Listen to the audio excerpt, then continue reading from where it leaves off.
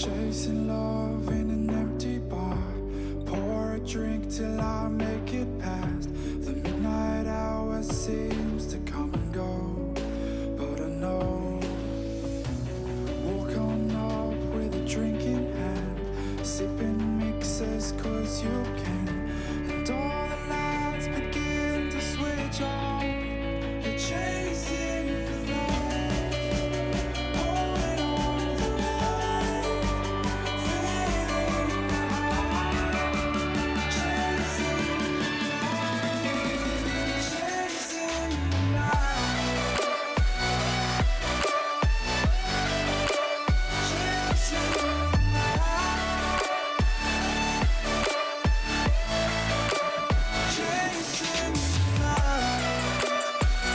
holding on for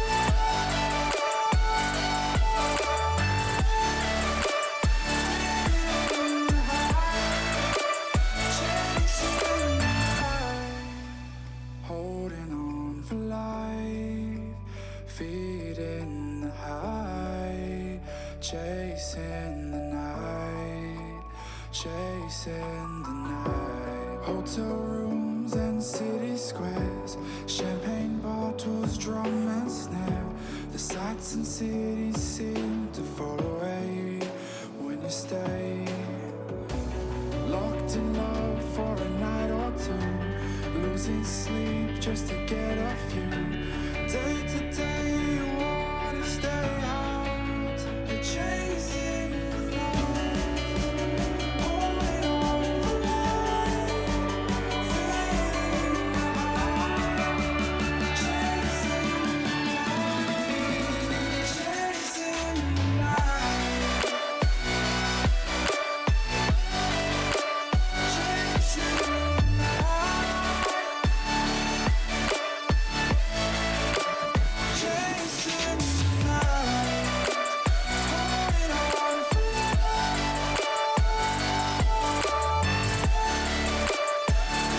feeling the high, chasing the night, holding on for life, feeling the high, chasing the night, chasing the night.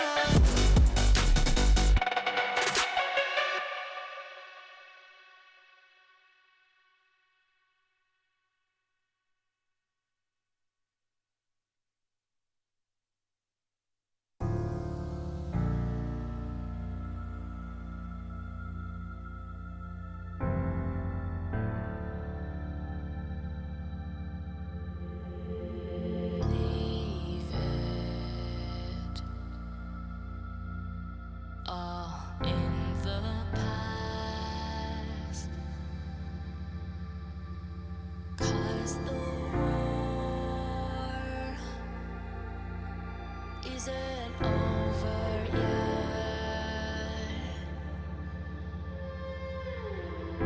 You lost one fight, but it's not the end. So get back up and fight again. Take one step, take another. Find the strength for your brothers. Erase the doubt with your battle cry.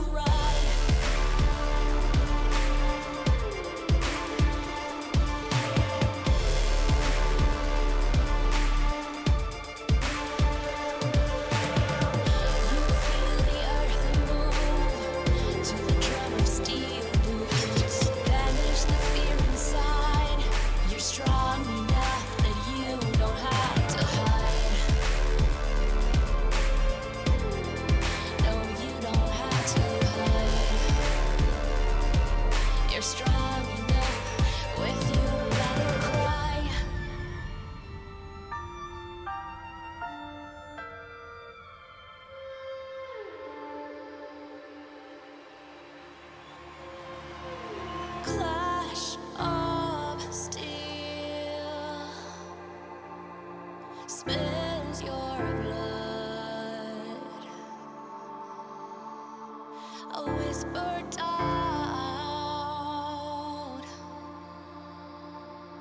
fills your head, but you have to fight again. So take one step, take another. Find the strength for your brothers. Erase the doubt with your battle cry. With your battle cry. You feel the earth move to the drum of steel boots. Banish the fear inside. You're strong enough that you don't have to hide. No, you don't have to hide.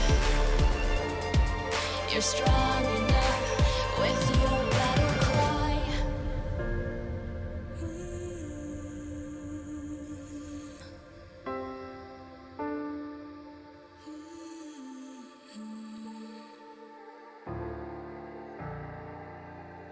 Brings you to your knees.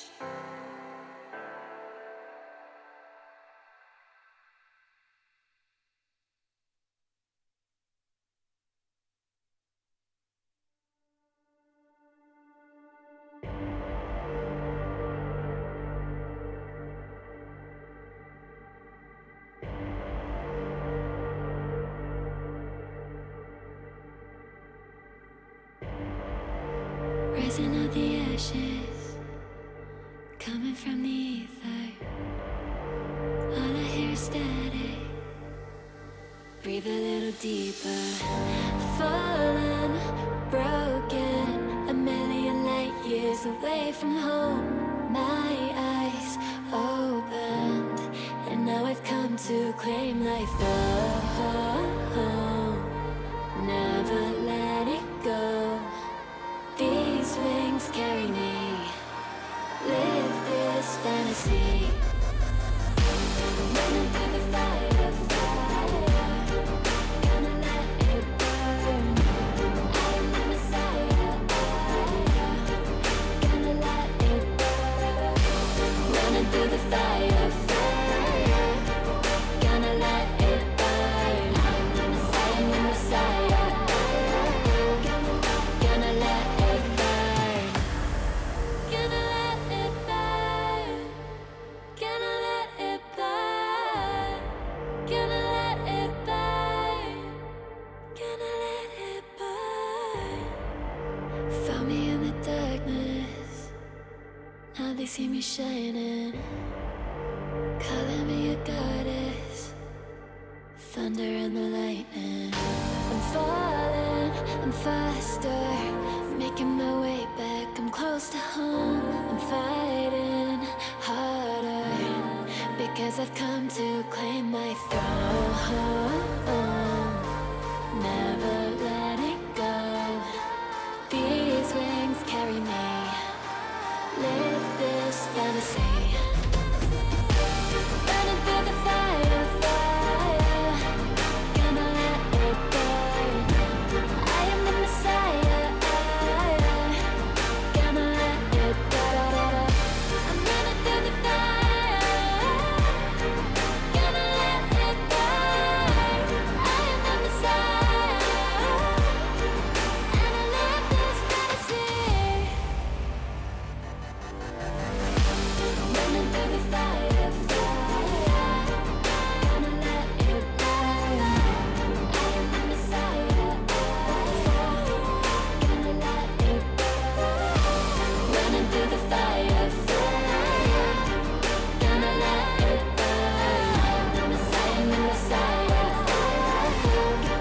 Gonna let it burn.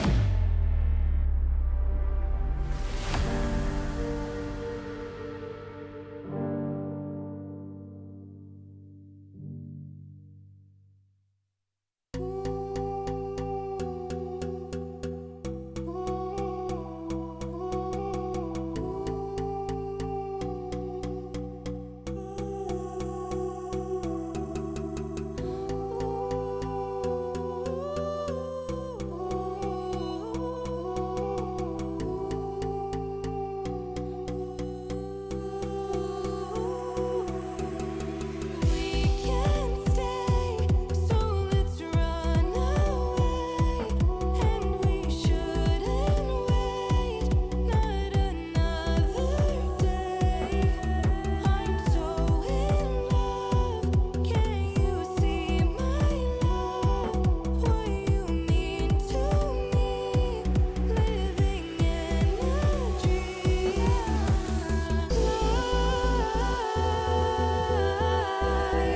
High into the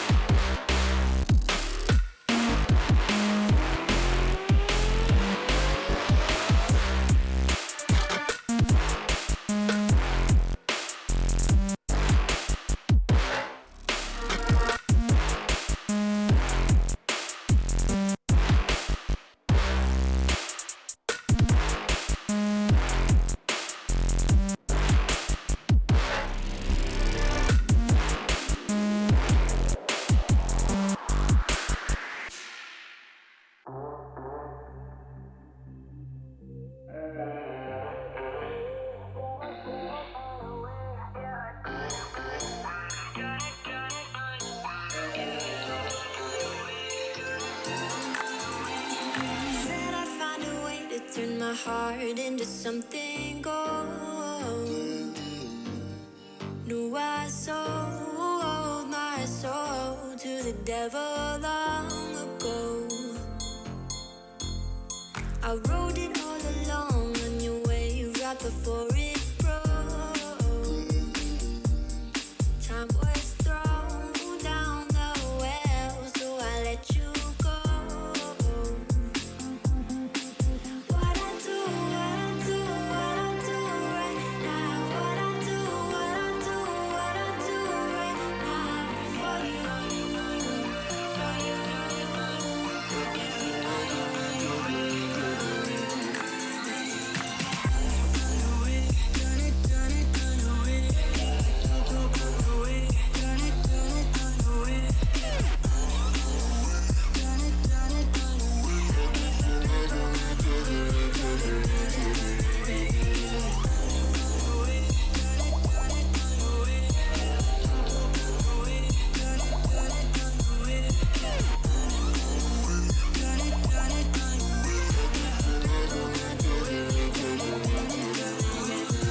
Carolina skies in the night, floating by your side. I fell up when you fell down, but we stayed in flight. I'm laughing to myself, 'cause I know that I can't deny.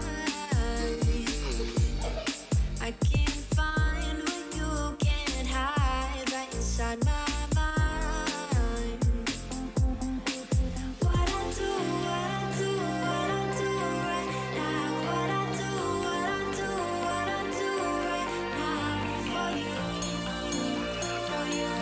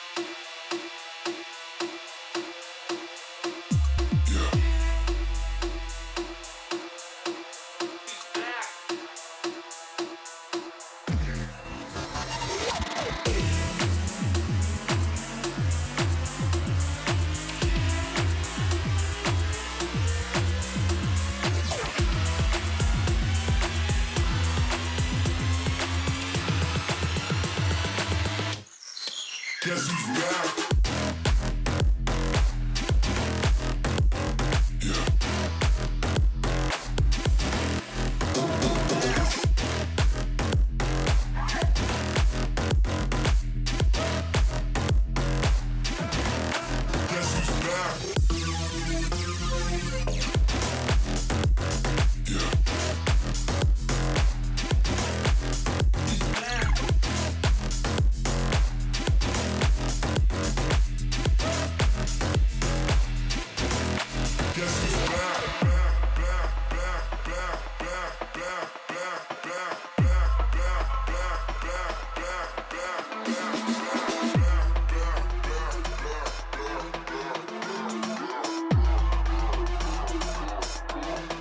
Guess who's back?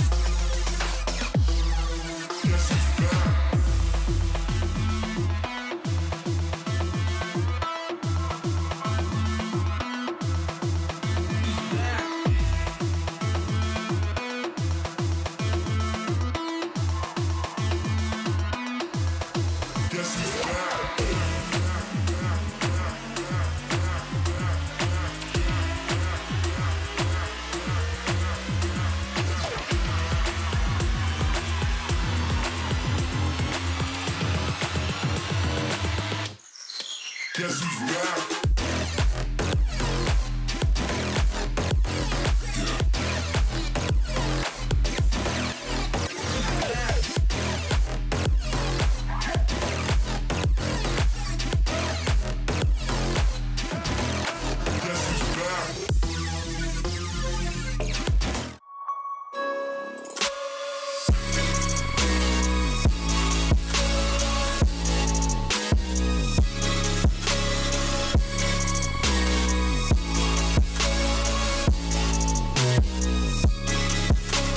You love it, you wear it.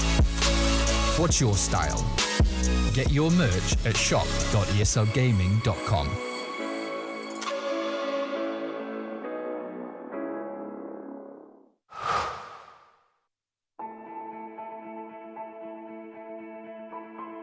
Dota is the kind of game where you kind of know you're going to win before it's even over. Aggressive on the run, Universe right behind him. They keep running out for GG. I was having a down day, and I decided to revisit some good memories.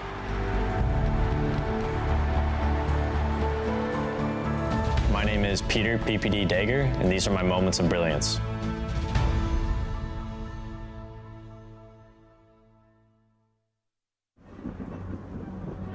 Multiple witnesses have reported mysterious shadow sightings all around the city. According to experts, the origin of these shadows is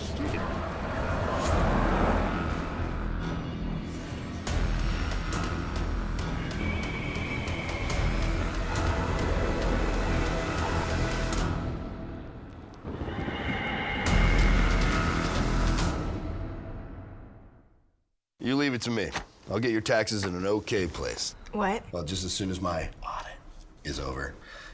This gets my undivided attention. Take a lot of trips to the islands, Phil. Pretty great, right? Oh, Phil's legally dead. Fell off a boat. Going by Dennis now. Solari. Long story. Then we got, oh, no, you're not gonna wanna see this. I don't think this is gonna work. Just okay is not okay. AT&T has America's best network, now with our best plans at our best prices, starting at $35 a line for 4 lines, new from AT&T. Everybody loves an underdog. Who needs to be liked? Mountain Dew Amp Game Fuel. Victory in a can.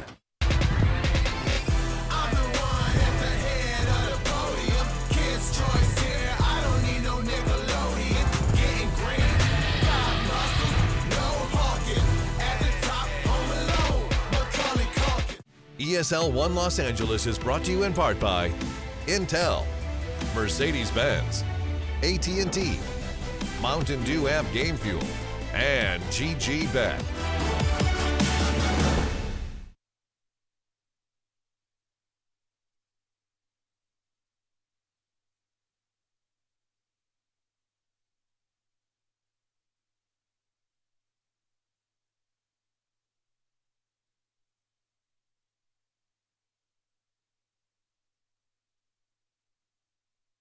Hello everybody and welcome as we return for more Dota 2 action here. Royal Never Give Up taking on Ehome. It's the upper bracket for the Chinese region for ESL 1 Los Angeles 2020 online. I'm Gareth, joined by Lacoste, and we're into the draft speedily, getting into that second stage already.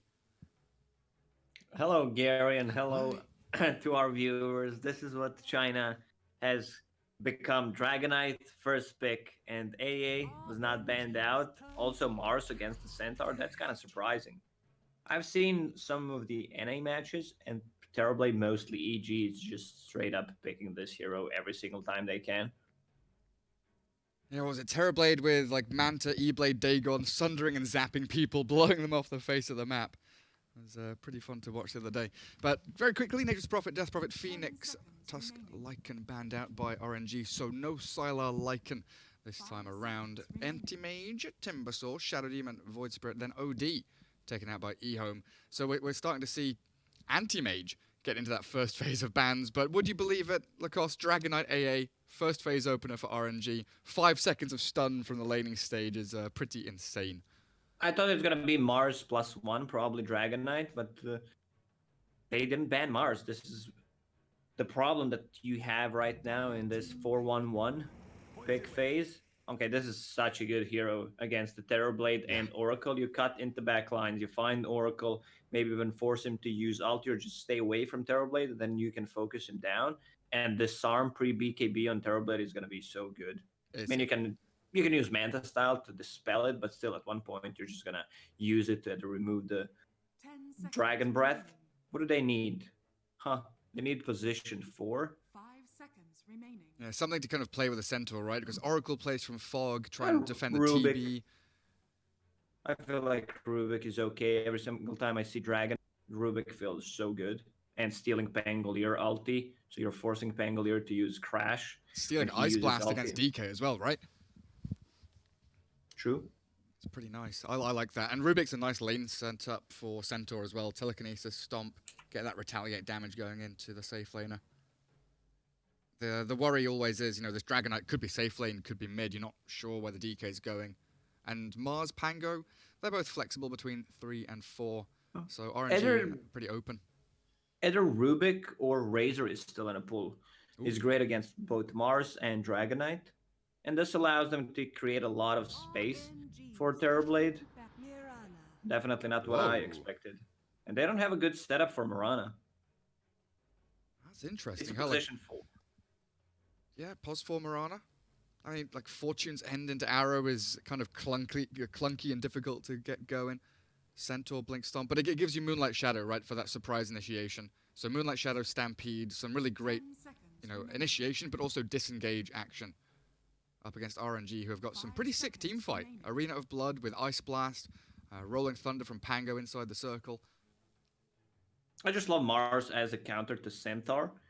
Like usually Centaur gets a lot of farm early on, is on top of network, gets Hood, gets Vanguard, is in front of you. But if you're playing against Mars and AA, like they have a lot of guaranteed stuns, so they can keep him inside the arena, land the AA blast. It's not gonna be that easy for him to play.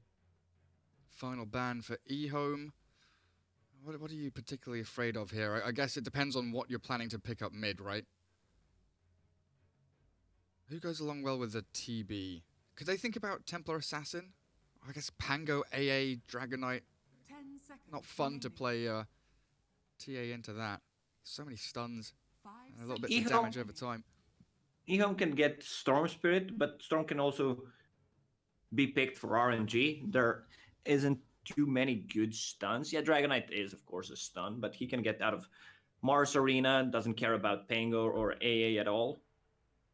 Anti-Mage is banned out, so that's a huge benefit for Storm Spirit. That's true.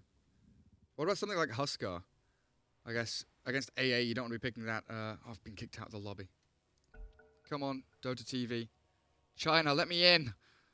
Let me in. Let me in. It's like the opposite of everyone else. Let me out. Quarantine. Is something like Ember Spirit still out there available for them? That's some nice maneuverability. It's just the fact, like, TB, who do you want to be kind of making action happen in that first period of the game while TB is getting himself ready for battle? I still feel like Storm Spirit is great for both of these teams. I tend to go more on RNG's side to pick Storm Spirit against TB, also finding Oracle in the back lines. 5 seconds remaining. Taking their sweet time on this final ban. Are we sure Mirana's position 4? Could it be mid Mirana?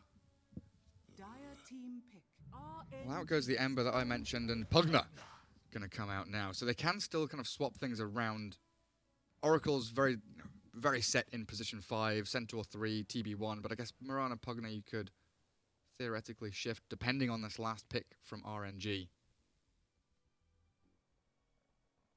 It's another save. Pugna with the Cripify and Life Drain on such a low cooldown. It's insane how it got buffed. It's definitely mid Pugna. Mirana does not scale that well with the items, and it always feels like you need an extra item to have so you can actually be dealing the same amount of damage as other mid/carries.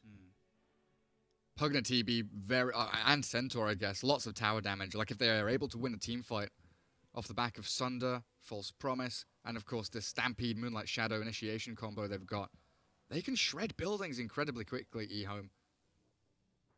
They sure can. I'm all about Storm Spirit, or if they want to get something like a Ricky. Ricky loves to play against these heroes, against Mirana, TB, Oracle. It was not that popular in China, right? I don't remember us seeing any Ricky. I don't believe so. I mean, could we think about a Slark here? If they put DK mid, could we go Slark safe lane for RNG? Decent against Terrorblade with a Shadow Dance, can get on top of him. Decent against Centaur.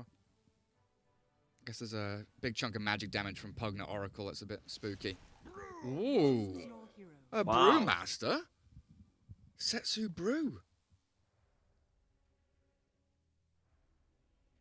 Well, you've got Dispel against the TB Illusions. You can Cyclone up the Oracle so he can't get that save off. Cyclone up the Stampeded heroes as well on Ehome's side. So all they wanted was a Dispel, AoE Dispel against either Pugna, against TB Illusions, Oracle spells. Too, yeah. You can even Dispel Centaur's Retaliate. Cool. I don't think Brewmaster is a game-winning hero here. If this game goes late, like post 40 minutes, I'm afraid Ehome's going to take this one. To be honest, RNG looks like a much better team. RNG only lost one game, and that was to Ehome. They beat every single team 2-0 so far. There was one against LGD as well. They went 2-1 against LGD. Okay, my bad. I gave you fake news, and I corrected myself earlier on. Yeah, RNG 2-1 LGD and 2-1 Ehome as well. You gave me fake news, but I checked myself and I didn't notice. Well, I didn't see it either. But yeah, they didn't drop a single series and only dropping 2 games out of the 12 they played. Incredibly strong-looking RNG right now. Honestly, the way the group stage went was kind of surprising. You know, yesterday we had a day off. We didn't catch the April 1st games where Ehome beat Vici Gaming 2-1. IG took down LGD 2-0 and secured both of them relegation, basically.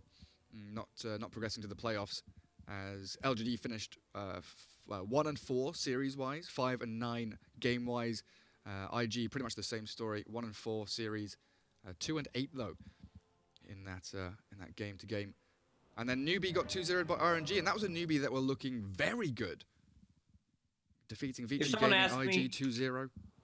Before this tournament started, like who's gonna get out, I would say Ehome for sure. They did not look stable at all, and I would probably say Newbie. But this is why Chinese inter-region matches are so fun to watch and unexpected. You never know what's gonna happen. The way they adjust their drafts is just amazing to watch. There's like a 6D chess going on. Well, we'll keep an eye out on this Mirana. Jinkyu, of course, it's one of his signatures, one of his specials since back when he was playing on FTD. And for an ESL event, it wouldn't be real without the Mercedes MVP.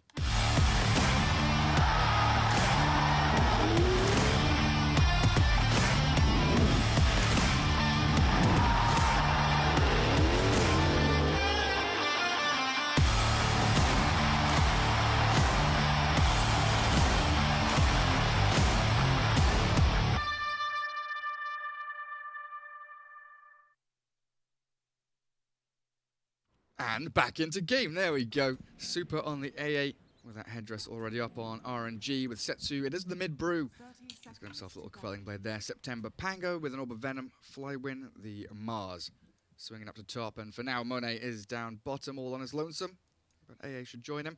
And looking at this, they've got Y Oracle, Jinkyu with the Boots First Mirana, and Faith Beyond Centaur down south. Nothing to say. Pugna mid. Sylar playing the Terrorblade. So these very timing-based heroes, it feels like, on Ehome. Pugna TB do need to have a decent laning stage. Bounty runes, looks like it's going to be the casual 2-for-2. Nothing spectacular going on there. If you look at the build on Pugna, 2 branches, 2 shared tangos, a crown. This is what Thompson did before for the first time. Like, you get a lot of attributes that's +6. If you compare, like, let's say something bigger, Ultimate Orb that gives 10 attributes and costs 2.1k gold. Yeah. This is very cost efficient. Yeah, I think Ultimate Orb, one of the kind of most expensive items for what it gives, one of the worst efficient gold spending in the game. Going to be facing up against the Brewmaster. We'll see what Nothing to Say can get going. And it looks like going into that Veil as quickly as possible. Bit of damage top from both sides. Y and Sylar, yeah, dropping a pause there. I'm not sure what was happening, but they've traded pretty ineffectively up against September and Flywin. Yeah, they're calling for the lag. So bottom, just Ka. Yeah, just lag. No lag. So I guess the great thing here down bottom is that Mirana can, you know, leap away from the Cold Feet Dragon Tail that's going to come out at level 2, level 3 from RNG, and then try and save Faith Beyond. RNG is not gonna try to focus Mirana at all. Like, AA is doing a really good job just keeping her with Chilling Touch, keeping her away from any kind of harassment. Dragonite with 1 point in Dragon Blood early on and the Ring of Protection standing near the tower has 11 armor, so he does not care about Centaur. Yeah, Centaur has that Ring of Tarask, which is one of the best cost-efficient item you can get, especially on these strength melee heroes. But if he gets close, once they get level 2, and they are level 2, they might get a kill. Fate Beyond is in trouble if they get close. Jinkyu going to be taking out some jungle creeps with that arrow for now. Bottom lane. Look at the double raid. Oh, bottom lane. Oh, Faith, yeah, you're right. Thanks for that, Lacoste. I was watching Mirana kill creeps, and Faith Beyond dying on the Centaur. So what is that? They hit level 2? Did they even use Dragon Tail? They did. So Dragon Tail into Cold Feet, it was not perfectly executed, so Centaur could get the stomp off, but still died. And now this bottom lane is just over. Mirana, what she can do is try to jungle and try to make a rotation on the mid lane. Because bottom lane, they can't do anything. You can't kill this Dragonite. He has Buckler and going for that Soul Ring. He just becomes way too tanky. One of the reasons why Dragonite is so popular and even became a first pick material. September going for a Courier Snipe. Takes out Silo's little courier there and swashbuckles away. I was, looking at Mirana farming creeps, but I was also trying to sort of look at these 2 Radiant Observer wards at that entry point in the kind of bottom rune area. So both were looking for that Mirana's rotations in towards mid, making sure that Brewmaster never gets caught out, even if one of them's dewarded. Brewmaster doing better than I expected. I mean, I don't know this matchup, to be honest. I did not see Brewmaster mid at all for a long time, especially against Pugna. But once Pugna gets like level 5, he should be able to harass him. Also, they need to secure the rune for Brewmaster at 4 minutes. Yeah, 1 minute away. Does have that bottle backpacked. So Monet unkillable bot. Pugna is the one who threatens a kill once he hits level 6. But in this case, it's the Brewmaster. Like, you use a split, there's nothing he can do. Jin-Q being tracked back and scouted by Super. Maybe looking for a courier snipe here, but I don't believe he'll be able to get it. Jin-Q, he's still trying. Yeah, look at that, microing the courier back behind tier 2. And this Mirana in a real awkward position now. Does have the 3 leaps, so leap into TP always available there. But Super getting some really good strong hits in, and no real HP regen to speak of for Jin-Q. So uses one of the leaps just to get out of arm's reach of Super. Awkward game for the Mirana so far, you've got to say. Well, as expected, they don't have any kind of setup. She can't land the kill on the bottom lane. As you mentioned, they have these 2 good wards that scout things out, any kind of rotation on the mid lane, so she can't approach. And this is what they do. You can see September going to the mid lane, securing the top rune for Brewmaster. So now he has Arcane Rune, which he will pop it gladly once he hits level 6. Absolutely, yeah. So they had Super go bot rune. Jin-Q couldn't really contest through an arrow, which was dodged, and like you say, September was at the top spot. So Mirana, okay, is getting experience from killing off jungle creeps, closing in on level 3. But Super on this AA is in an equal position and doing so much more damage. Soul Ring Buckler up for Monet's DK. Faithbjorn's got the triple rings going, though, so at least he'll be able to kind of sustain and get a little bit out of this bot lane. 20 and 2 CS. Not too bad so far, but you can't really contest or shut down the DK. You're not shutting down the... Like, there's no aggression, there's no real kill threat here from Ehome so far. This is where Centaur shines. Like, you get all these region items, Ring of Tarask, Ring of Felt, and then you start using Double Edge against Dragonite. It's not effective. He does not care about your harassment. Yeah, what's his HP regen? 18.5 without a Tango, thanks to 3 points in Dragon Blood and the Soul Ring. That's nasty stuff. And he's got a headdress from AA as well, you know. So that's 21 per second. What we've seen lately is your position 5 or 4s are staying out of XP range a lot, giving your offlane / safe laner a lot of solo XP so that he gets that level 6. So once Dragonite is 6, it's going to be much easier to kill. AA rotates on the mid lane. Oh, well, they get the kill on the Brewmaster. Arrow forcing the Brew into the hands of Y. And even having that decrap with what level? Yeah, level 2 Purifying Flames. Massive nuke damage. So a good pickup there. With the 2 rotations of the supports of RNG not really coming to anything. This was the problem. Pugna got level 6 before Brewmaster. So Pugna, one of the heroes that threatens kill once he gets it. Man, I can't believe Life Drain went from 22-second cooldown to 7 seconds. It's ridiculous. Does RNG try and get a kill now on the Pugna? Because they've hit 6 on Setsu. So theoretically they can't. I mean, he needs to use this spell to remove the haste from Pugna, and it's not going to be that easy. And look at Pugna. Takes out a quarter of Setsu's HP immediately. And then he's got Life Drain back up now, already available for him. Jin-Q just farming jungle now on this Mirana. Oh, there we go, another Life Drain with a decrap. Yeah, alright, that's balanced. Good stuff. And the great thing here, you know, Ehome are starting to drag attention away from Sylar. So TB at 42 and 6. Pops Metamorphosis yet again. Shoving this wave with a catapult. It'll get taken out, though. Denied by Sylar. I do pop the Brew ulti mid, but I guess that was defensively. Haste strewn out by Pugna. Exactly what I talked about. He uses it, tries to get a Dispel on Pugna, but it takes way too long for the cast animation, so Pugna can just use haste and run away. Oh, nice attempt. Jin-Q still with the Starstorm decrypt. They go in onto Brew once more with 15-1 charges. He does bring himself back into fighting shape, but a Stampede from Centaur allows him to sprint forward and another life drain. Setsu down. Centaur uses the Stampede to escape from Monet and Super. They want another Dragon Tail, and it looks like they'll have it. Stun him up with a cold feet, and Faith Pian will fall down bottom, so at the very least a trade. But Setsu's Brew now 2 deaths in quick succession, and Primal Split used to no avail. Brewmaster is not a hero that loves to play from behind. I've seen this quite a lot. Like a year ago, Alliance was pretty much the only one who was playing Brewmaster on the mid lane. And if you shut him down, if he does not do anything with the first Primal Split or 2, the hero's just done. You don't have any kind of flash farming ability. You don't scale. Yeah, what are his talents like? 15 damage, 200 HP, magic... I mean, magic resist at 15 is pretty good up against this Ehome lineup.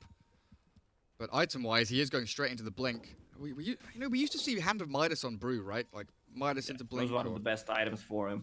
Just get him to... His talents are insane. Like 15 damage, clap slow, then you get 100 attack speed, and you become like a super core. We've even seen before, like Hand of Midas, then you get to level 25, you buy Octarine core, and you have Permas. Primal Split. Ice Ice was doing it before. Or the Echo Saber build on Brew. Yeah. It's always fun. Vanguard up for Faith Pian. Take a look at hero levels. Pugna up at 8. Pretty balanced between the cores there. Everyone cracking up to 7. Still waiting for the supports to hit 6, of course, though. This life drain mid. Every time I hear it, I'm like, right, are they trying to kill? No, it's 7-second cooldown.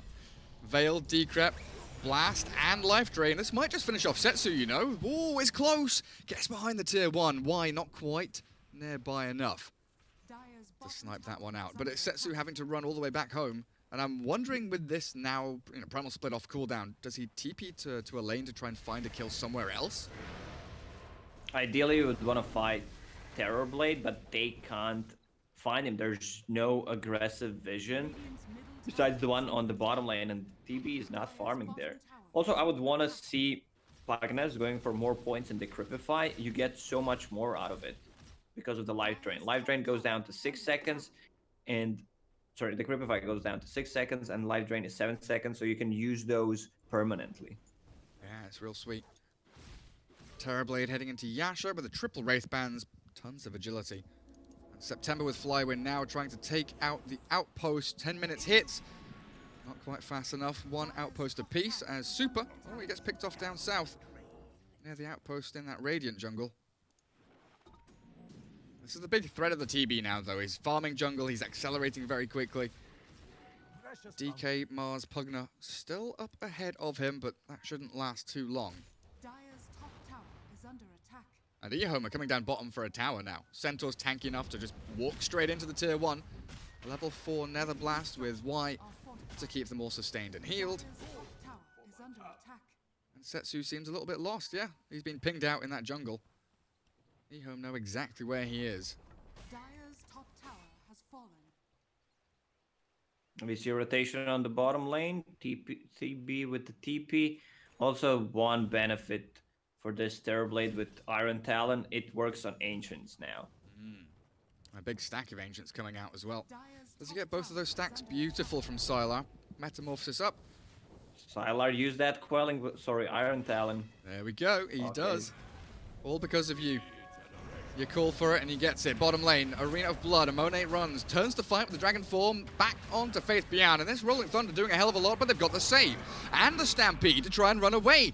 Unfortunately, they lose the Oracle, but it's a massive rotation, heavy commitment from RNG to try and get just 1 kill on a support while Ehome fully retreat. And Moonlight Shadow Stampede gets them out of danger very quickly. You can see how RNG adapts. Even Dragonite is going for Hood. Magic resistance. He is afraid of this Pugna and Life Drain. We saw how extremely good it was 2 days ago. And even Mars is going one, just building pipes, so magical damage mitigation against this kind of a lineup, on top of Pugna having a Veil. Desperately needed. They've got the blink on Brewmaster now, 12 minutes in, still pretty good. 4.3k net worth on Setsu. But that Blink Dagger, it's always an item that you need to utilize. It's an investment in aggression. And I wouldn't be surprised to see a big smoke up with 4, maybe even 5 heroes here from RNG just to try and get something going. Or, they do this. Ignore the smoke, sod that, just go for a tier 1. You've got everyone set up for it.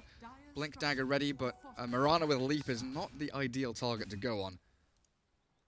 Dire's middle tower is under attack. 5 heroes on the mid-tier 1. They are grouping up incredibly heavily. So Ehome get the better trade out on the map. Tier 1 being pressured top and bottom. TB still farming jungle.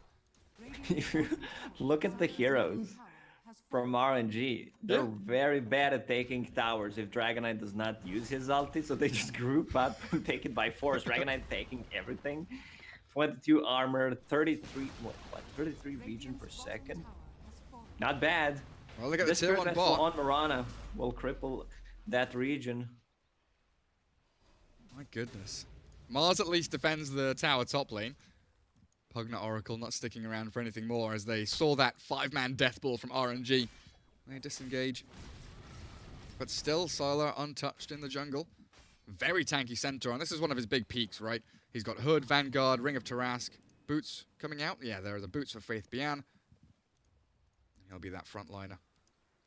Okay, it's time. Smoke up, Setsu Super. They want to go and kill someone. Find the TB wherever he's lurking in the shadows. Sunder is there. They know. They're pinging it out, but it's only illusion. That is the... Oh, they know where the real one is a little deeper. High Ground Observer Ward spots him out perfectly. Sylar has already retreated. It's way too close to a tower. So they'll go on Centaur instead. Stampede from Faith Bian. Get out of the cold feet, and there's no follow-through. That disengage working beautifully yet again from Ehome. Very even game in terms of net worth. No team. I think this benefits more Ehome. Right now, their lineup is not ready to take a fight against Hood and another pipe on Mars. So they're just waiting for TB. God. Wait, what? Setsu just lost half of his HP to one blast. Veil, Decrep, Life Drain. Jeez Louise. He's got Boots of Travel, Aghanim Scepter queued up on Setsu. Does Ag still the same thing, right? It gives the spells to the Brewlings, but he stuck around too long middle. He's been zapped of the majority of his HP, so Faith Bian can finish him off with a double edge. Deary, deary me. Cripify plus double edge. That's like 700 damage. Yikes. Swashbuckle away. Tango trying to hold on to this tier 1, but he needs Monet's DK to come in. Buy a bit more time. Another blast, but the glyph was still there. And now Moonlight Shadow to get out of danger. I'm not sure. They've got one sentry here as revealed. Now the dust comes out. Ice Blast will connect on Oracle, so they snipe Y. Rolling Thunder forward. But yet again, Moonlight Shadow gets the majority of Ehome out of a sticky spot. And they are pinging terribly on the bottom lane. They still want to take a fight. Brewmaster did not use the split. Like with mid Brewmaster who rushed a Blink Dagger, you want to keep fighting. Yeah, and there's no Stampede for 10 seconds. They know that Oracle's dead and Moonlight Shadow's down, so all of those defensive abilities unavailable. But Sylar is so good. Like his map movement this game, 15, 16 minutes. He hasn't died once. Okay, he hasn't got any kills or assists either, but that's Terrorblade in a nutshell. You're waiting for that kind of 20-minute mark, you get your Manta style, and then you're ready to really push out and fight. If you see a second 0, that means, yeah, he did not die. But if there's a 0 on the first and 0 on the third number, that means, yeah, he was nowhere near the fight. So second 0 makes sense. Get those zeros going. Seems like a perfect game for the Terrorblade so far. And there we go, the collapse of the mid-tier 1. And Setsu has blinked in here, forcing the primal split from himself. Jin-Q still has 2 leaps and plenty of stick charges. So Setsu, weird. Split for what? Yeah, I'm not too sure. I mean, they are pressuring tier 2 down bottom lane, but like you said, with no dragon form, a difficult grab, while the heavy push from Ehome, Pugna, Terrorblade, Centaur, the trio of tower hitters, whacking away at tier 2. The Dragon Tail stops the stomp, but in comes the Rolling Thunder. September moves forward and Flywind with the Arena of Blood, catching Faith Bian inside, but Ehome are kind of ready here. They are concaving around this area as Faith Bian can get saved up by Y. Stampede out again, and he's still going to survive, and the turnaround comes. The tier 2 falls. Ehome get what they came for. And the defense from RNG just not good enough. They didn't even pop the Oracle ulti. Yeah. I was waiting for it. I was like, I'm so sure they'll need it, but no, they just, you know, Fate's Edict, Stampede, and Fate's Beyond's out of there. There was a little bit of misplay. Mars used the spear to get him on top of the edge of arena, and then AA ulti missed. It was about to hit. I don't think they would get the kill. Oracle was there to save him. Dragonite just finished his Heaven's Halberd, so that's gonna be another way of disarming Terrorblade. You can afford to go for like more defensive items on your Dragonite. He still deals a lot of damage because you have this level 15 talent that gives you extra 30. It's just this Brew feeling very lackluster for Setsu. Lowest net worth of all the cores. And Boots of Travel, okay, he'll be able to kind of split push out a lane and then join the fights. But it's an odd position for him to be in. And Ehome are coming down en masse. Look at them, 5 heroes swinging down towards the bottom tier 2. Seemingly pretty content to give up their top tower as long as they can get into this jungle area. Come towards the mid tier 2. And Roshan surely has to be an objective that they are eyeing up for that Terrorblade in the coming minutes. They see the Dragonite does not have ulti anymore, so they will put the pressure on the bottom tower. Where's Faith Bian? Blink Dagger only a couple of gold away. Only Pangolier has 1 dust. That's not enough. Well, they're jumping Oracle, but again, the Stampede. Out of the arena they go. Nothing to say TPing home. September cannot follow through. RNG trying yet again to set up a fight, but they're able to put TB back up to top to farm. It's just control of the map here from Ehome. Every step of the way has been perfect. It's slow, methodical game. Only 8 kills combined, 19 minutes in. It doesn't feel like it. It feels like a lot of stuff is happening. It's just they're not getting any kills. Oh, Setsu toying with death there as he blinks away. A jump in, the Mars blink. Opens things up on Centaur, who has 2,300 HP, Vanguard, and Pipe. So, yeah, not going to be able to do anything to him. What are we looking at neutral item-wise here? Just saw Vambrace come out for the DK. Dragon's Tail, Mars, People's Gift, Pango. AA has the shovel, very nice.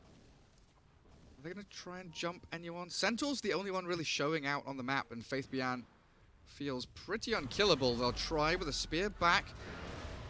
Oh no, chain stuns him up.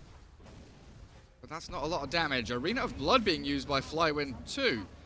But where's the follow-through? Ice Blast from Super is ready, and they're going to try and throw it out now. It's coming. Maybe they can kill Faith Bian. The save not there from Oracle. He held onto it and just lets Faith Bian die.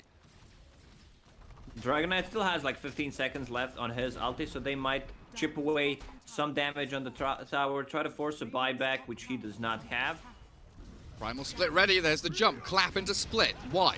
Gonna get chased down here, and a Rolling Thunder from September, rolling and crashing onto the Oracle Mirana. Y has to save himself with the False Promise now, but he's stunned up, and this should be the end of him. Spear back into the tower, good damage onto the Mirana, 2 leaps, but no stick charges, and that's another kill. Oracle buys back, Mirana can. The tower, how are we looking? Still pretty healthy, as RNG they've got to disengage. Flywind far too deep, the Life Drain and the Purifying Flames still healing him up. He's gonna blink out, and Mars will escape with his life. Stampede. They want to chase this one down, but Flywind, he can TP out here. He's got Phase Boots blinking 4. He's holding on to it. He doesn't want to TP. Fine. He's okay. They can't chase. Meanwhile, while that was happening on the bottom lane, top lane, Terrorblade took a tier 3 tower. One of the reasons why they did not want to take a whole fight at their own base, so they were fine with just losing 2 heroes. So Sylar TB just whacks down a tier 3, no big deal. MKB coming. As Sylar has that Manta. MKB.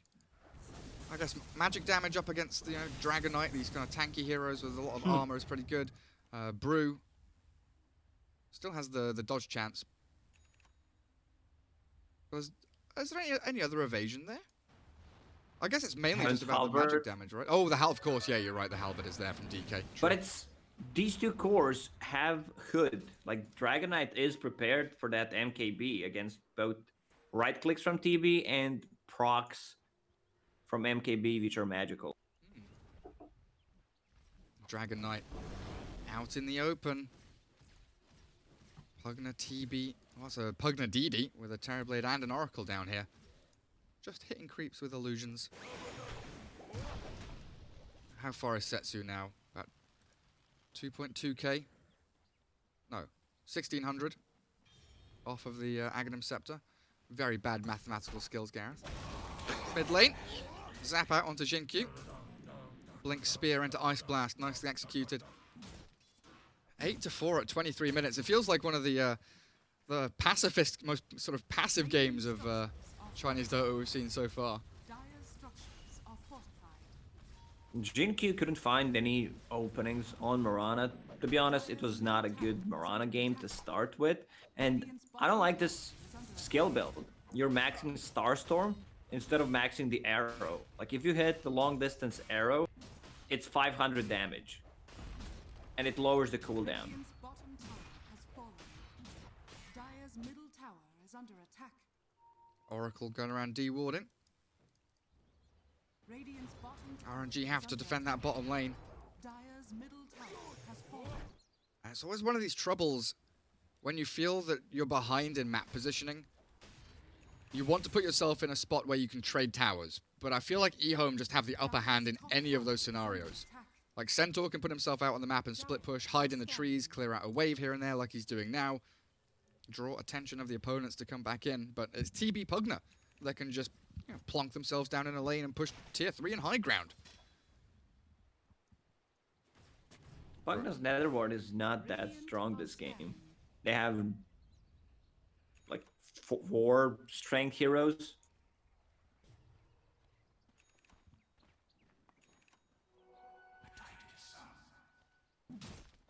And all these pipes and hoods like you've been talking about.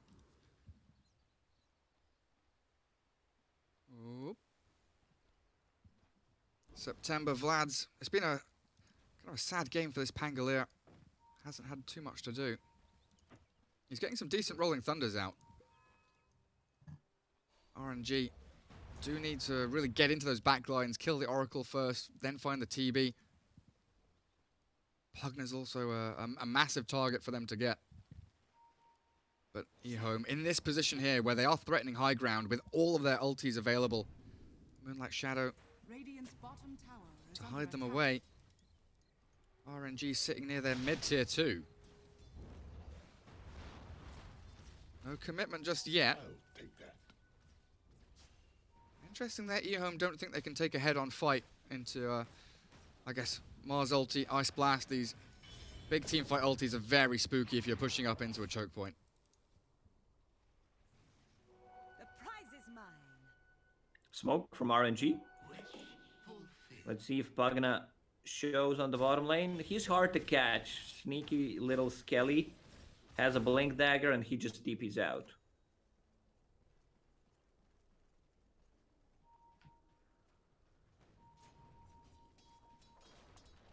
Terrorblade illusions. Monet, sad times. He's got Mjolnir. He can clear through them, but the TP illusions kill almost a full creep wave mid lane. They do get a long arrow. Setsu stunned up with a stomp, and the Ice Blast coming forward as Setsu tries to escape with that drunken brawler, but Yule's up. He can't blink. He can try to Primal Split, but that's the end of his life. He just said Primal Split. Didn't cast it. Right now, Ehome can try to go into Roche Pit and force a buyback from a Brewmaster. The Brewmaster is low level. Level 15 for a mid laner, 26 minutes in. It's not the greatest. So he'll be out pretty soon.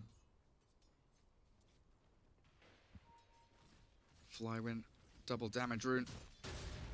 Moving into that BKB. Kind of surprised here with Brewmaster dead. They didn't try Roshan, but they do jump the Terrorblade. Stun him up, but there's the Fate's Edict. They've got some saves behind Sylar. Cold Feet will try and catch him, but he's popped Manta, turns with a Metamorphosis. And that Mars getting annihilated just by a couple of illusions as September. Rolling Thunder going to get dodged out. And the Dragon Knight focusing Centaur, the biggest target that Ehome have. Nothing comes of the teamfight initiation. Does RNG want to go for round 2? Ehome say, nah, we're going to fall back. Terrorblade needs a BKB for himself, and he just buys it. Like, didn't have anything queued up, but after that fight, he realized I need to take care of myself. He was disarmed by Heaven's Halberd, which is undispellable. So you need to use a BKB. They've stunned the Alright, TB. they're gonna go. Nice force stamp. Gets him out of the Ice Blast. And Centaur tanky enough with that Blink Stomp just to walk in, walk out.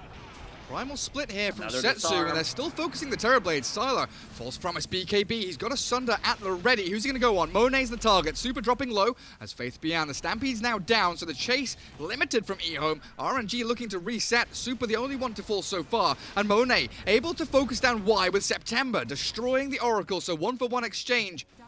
As RNG looks like they did get the upper hand in this fight, all things considered. They only won the fight. I mean, it's pretty even. Like, they didn't kill any of the cores. TB got a kill. Also, Sylar needs to be more careful about using his BKB. He used BKB while there was still disarm from Heaven's Halberd, so there was like 3 seconds of BKB wasted.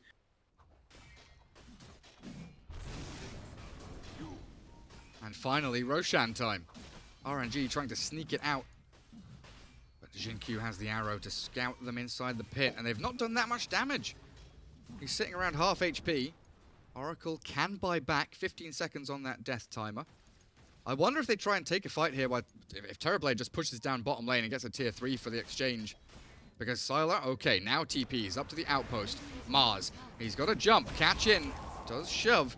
That Centaur back. Got clipped by the Ice Blast, so Faith Beyond ticking, but the Force Staff out of the pit, drifting around as September rolling himself around. Jinkyu has leapt forward. Arrow will slide on into the Dragon Knight, but he's got that pipe going. Still has the hood available for him as well. Now Blink Stomp onto DK.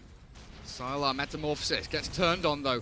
And that Mjolnir zapping his illusions, doing a great job, Monet, to clear out the damage output from Sylar, who now BKBs. He doesn't, but he does have a Sunder still ready. As Faith Beyond wants another stomp, but the Dragon Tail stops him in his tracks. In the back, they've got a blink. Yule's up onto the Primal Splitting Brew. He's not got it ready. It's 4 seconds cooldown. He's jumped in with no ulti. And a Stampede to get Ehome out and up on the high ground.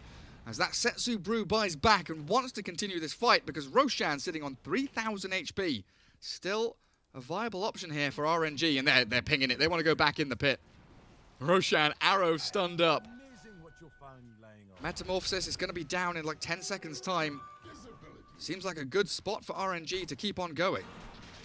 Bottom lane is pushing in. There's still no catapult, so they can go in and try to take it by 4. Mirana showing on the top lane. Mars has to be one of the better heroes against DB. Once he uses Bulwark, redirects the damage to himself.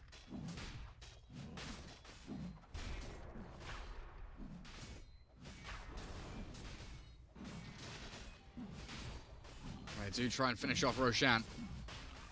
No contest now.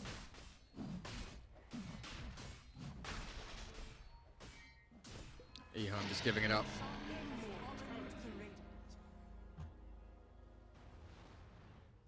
Where's Pugna sitting out? Dagon level 2. I think the third one is coming. Yep. Third level of Dagon here for Pugna. Do they only have one Force Staff on Ehome? It feels like they've got so... like, the Force Staff of Centaur just does so much work as Y. Getting picked off in the Radiant side jungle. Or maybe not. He's false promised up. Blinks away and TP's home. Beautiful from Y. Blink Dagger Oracle. See ya. He wants to be able to stand as far as possible from a fight and then save his allies. September, he just hit level 15, one of the better talents in my opinion. The extra 4 seconds on such a crucial ulti to win you a team fight, and he's going for a basher next, which I really like. That's a position for Pango. DB needs mana item. All right, he's going for Scotty. Get those extra stats going. Moonlight Shadow as he yules into arrow. Setsu Forced to primal split, and he's giving chase here, but a stampede allows Ehome to retreat with the Moonlight Shadow, giving that invisibility.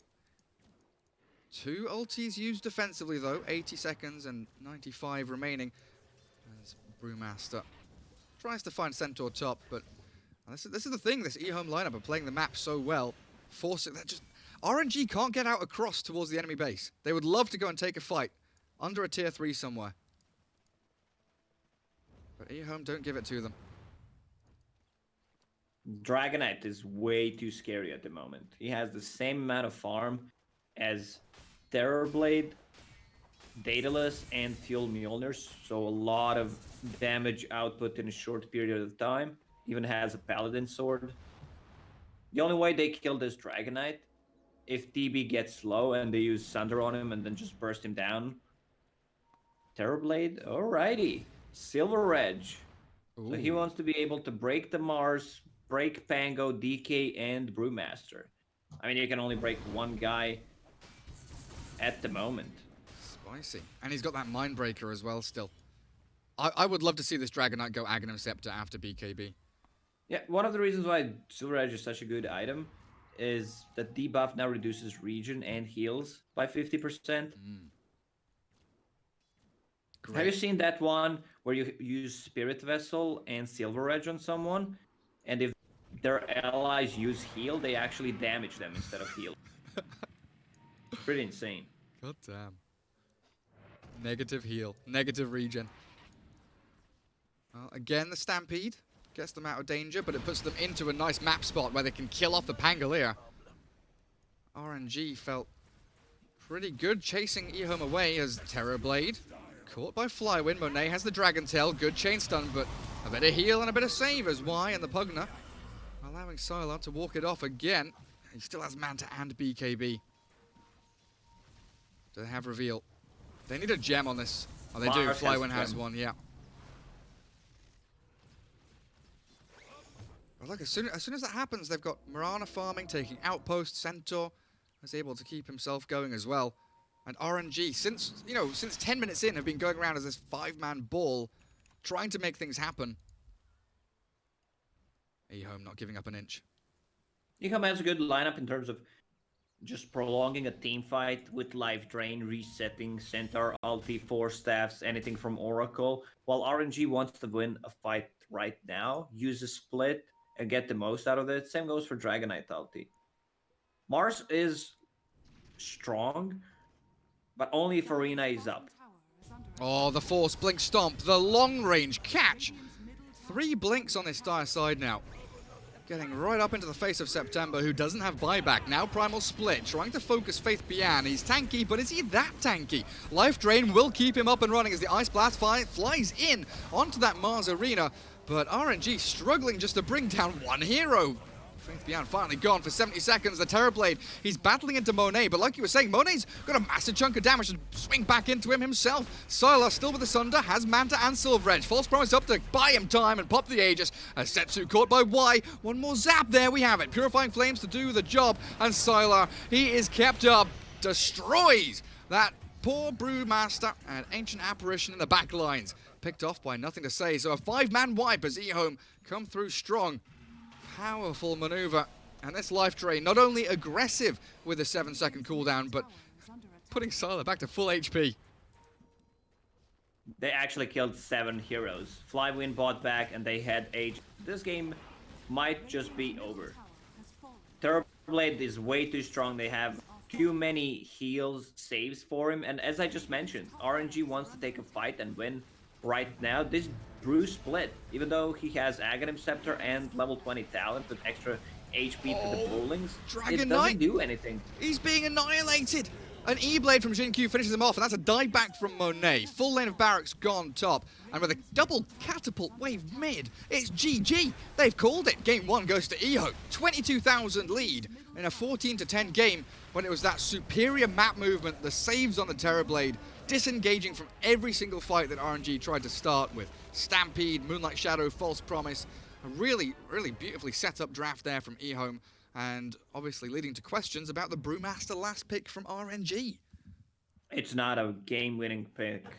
I don't know what they were doing. This is the same kind of stuff that Ehome did 2 days ago, where they're just overthinking with the draft and ended up with a shitty one. Everything they had before was fine. If they just got a better mid, the chances would be much higher to win this game. Because right now they were on the timer, and Sylar, he is usually the one that either feeds a lot or is caught in a really bad spot. This game, he had 0 deaths, and that tier 3 push on the top lane forced RNG to go back, and it messed with their timing.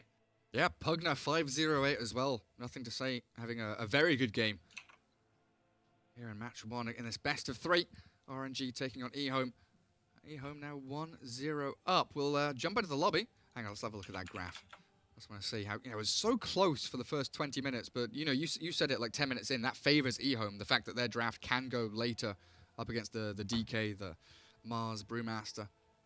Much nicer there for Ehome, but we'll find out game 2. Can RNG come back? Can they keep their series win streak alive? As they haven't dropped a series yet, but in this upper bracket, anything can happen. Ehome looking pretty strong. We'll take a quick break and return with game 2. My name is Jordan Gilbert, aka Nothing. Hi, my name is Sue Lee. My handle is Snix. I think it's important for these initiatives to happen. Empathy really, really goes a long way, and it always means so much to us, and I think that's where initiatives like this really help. I encourage everyone in the community, anytime they see bullying, anytime they see someone getting called names, I encourage you to step up and say something. Good luck, have fun. Good luck, have fun.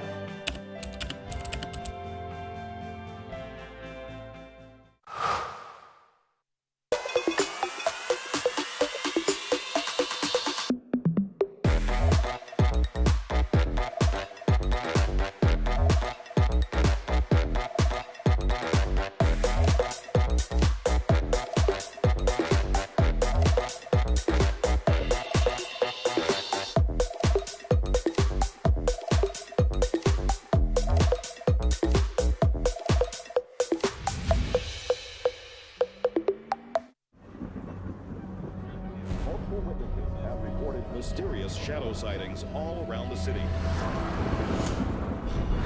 According to experts, the origin of these shadows is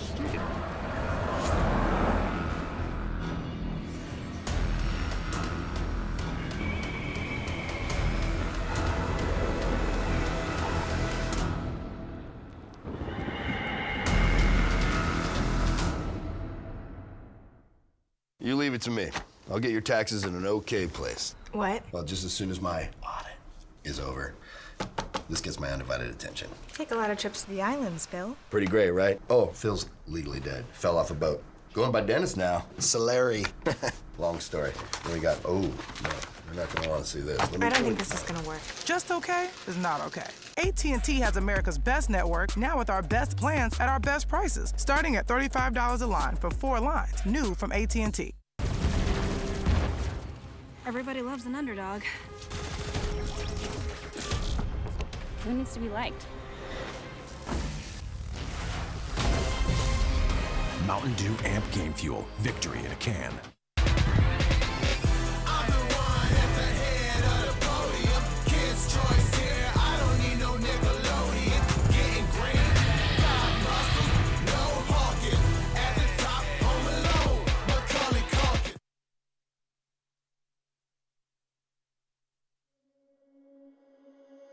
Under peach yellow skies, dreaming big and aiming high. Name the clouds passing by, wishing we run away. All we need is our passports, baby. Leave the rest in our troubled minds. Let us go down in laughter, baby. Trying to figure out what we're after. We're never heading back until we're older. We couldn't care no more, not any longer. Under peach yellow skies, we keep on searching, but we will never know what we're after.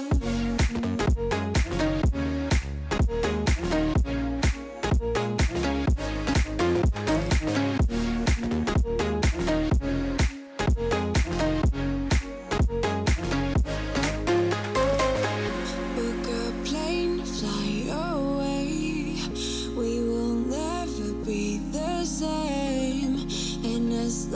'cause you are mine. Come on and run away, we wanna run away. We don't need any reasons, baby. Leave it all for the faded hearts. I don't mind if they call us crazy, 'cause they don't understand what we're after. We're never heading back until we're older. We couldn't care no more, not any longer. Under peach yellow skies, we keep on searching, but we won't ever know what we're after.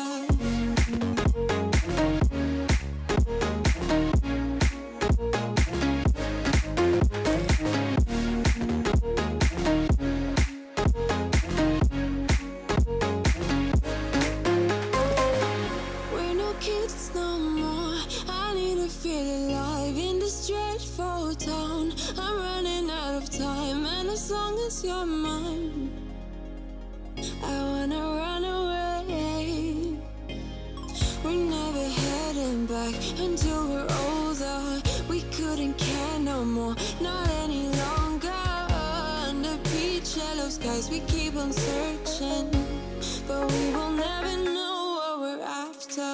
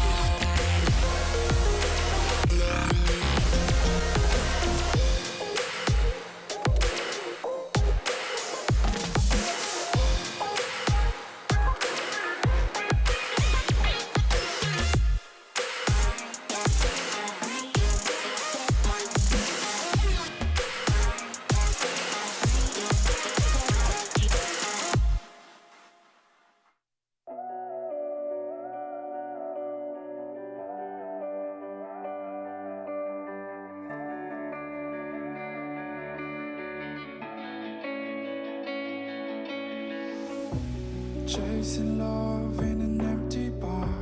Pour a drink till I make it past. The midnight hour seems to come and go, but I know. Walk on up with a drink in hand, sipping mixes cause you can. And all the lights begin to switch off. You're chasing the night, holding on for life, feeling the high, chasing the night, chasing the night, chasing the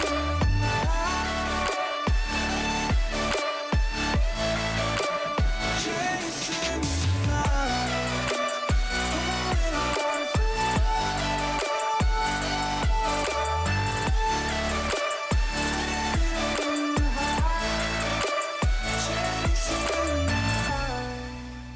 holding on for holding on for life, feeding the high, chasing the night, chasing the night. Hotel rooms and city squares, champagne bottles, drum and snare.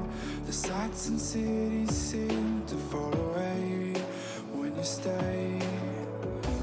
Locked in love for a night or two, losing sleep just to get off you. Day to day you wanna stay out. You're chasing the night, holding on for life, feeling the high, chasing the night, chasing the night, chasing the night,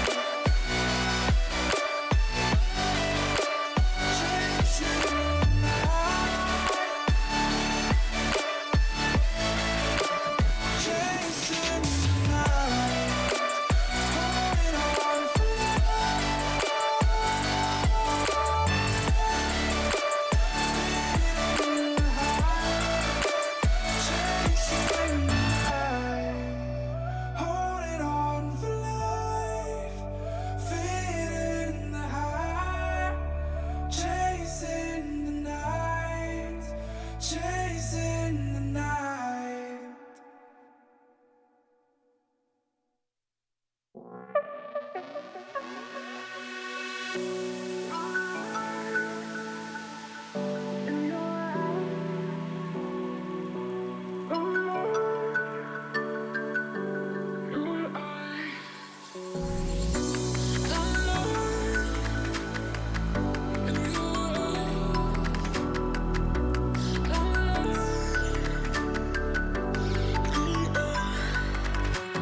I just wanna feel in the starlight. I see in your eyes. I just wanna feel in the starlight. I see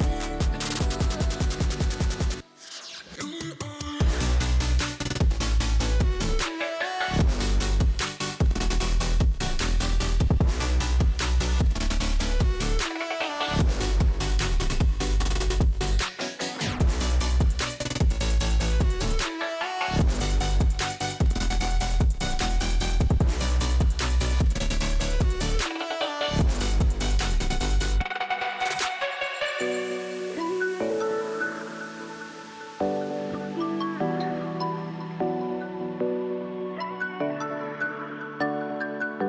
your eyes.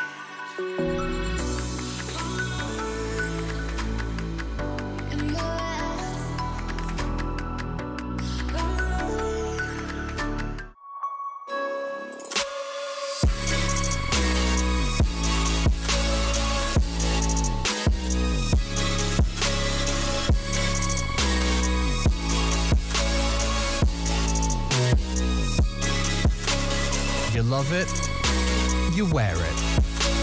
What's your style? Get your merch at shop.eslgaming.com.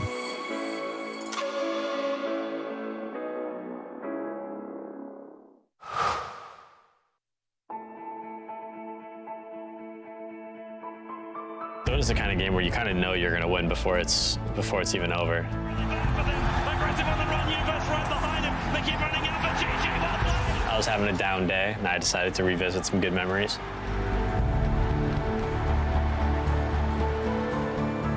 My name is Peter PPD Dagger, and these are my moments of brilliance.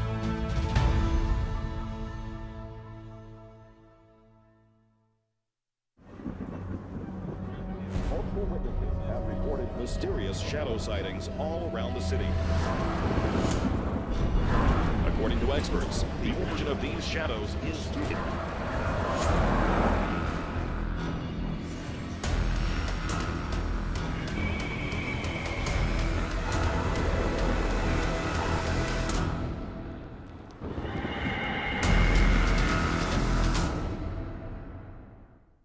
You leave it to me.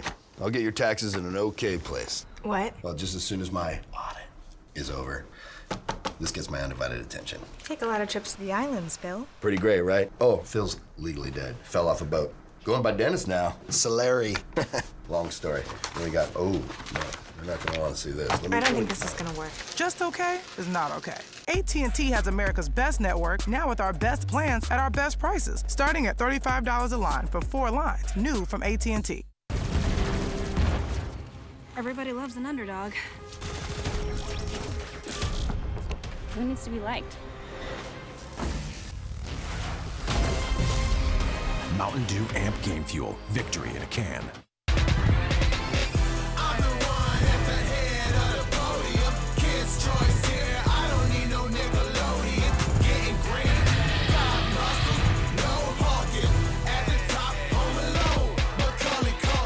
ESL 1 Los Angeles is brought to you in part by Intel, Mercedes-Benz, AT&T, Mountain Dew Amp Game Fuel, and GG Bet.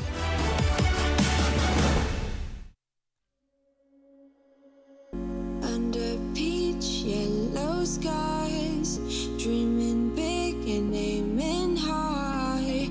Name the clouds passing by, wishing we run away.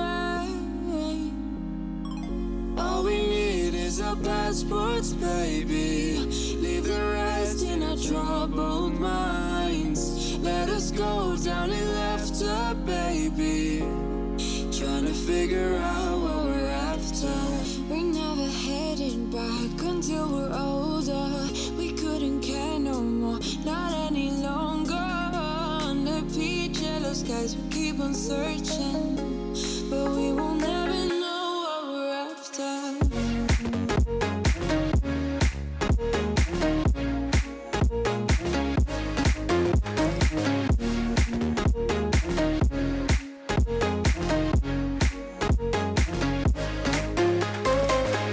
Book a plane, fly away.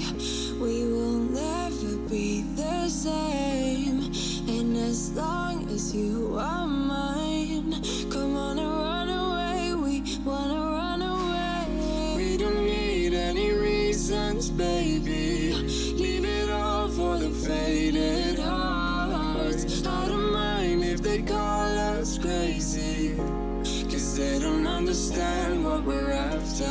We're never heading back until we're older. We couldn't care no more, not any longer. Under peach yellow skies, we keep on searching, but we will never know what we're after.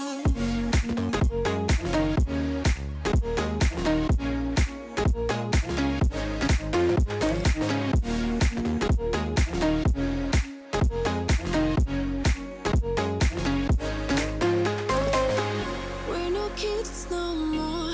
I need to feel alive in this dreadful town. I'm running out of time, and as long as you're mine, I wanna run away. We're never heading back. Hello guys and welcome back. We had a few little lobby issues there, but we are into Game 2. RNG taking on Ehome here for the ESL 1 Los Angeles 2020 online tournament for China. And we've got our draft ready and underway. I'm Gareth, joined by the lovely Lacoste, as we get ourselves prepared for Game 2, in which RNG look a little behind Ehome here in the upper bracket now. RNG definitely looked like they have a better draft, but they needed to like end the game quickly. I mean, we can discuss whether it's a good or bad that you are on the timer. It's just that Siler was not caught a single time. Same goes for Pugna in the previous game, the Blink Dagger, and the itemization on them was perfect, getting that Spirit Vessel, Blink Dagger, so they're more mobile. Even Oracle had one Blink Dagger, so you can close the gap and stay far away from fight as possible. Dragonite still in the pool. Feels like this hero is the most contested hero in the Chinese region. And there goes the Oracle, first phase banned. But yeah, the fact that they had, what, 4 saves for the Terrorblade? I mean, 5 if you include Sunder. Stampede, Moonlight Shadow, Decrep, False Promise, and the Sunder coming out as RNG start with the September Phoenix pickup, and Ehome so very quickly, Lina, Pangolier. They felt this one coming. Lina to deal with Phoenix, Pangolier is, flexible. I mean, I guess technically Lina could be pos 4 or 2. She could, but Lina is not a game-winning hero. Like, she easily snowballs, gets a couple of kills. Then if she dies once, if you have no save, she feeds a lot of gold. Alright, we've seen this lane a lot of the times. Phoenix and Legion Commander. Yeah, it's efficient early on, but it's also very good in the mid-late game. Like having unlimited amount of heals so you can reset the fights. You have a strong dispel with Legion Commander. Phoenix builds into Spirit Vessel and has a Sunray. So you can pretty much always reset, get the full HP and come back.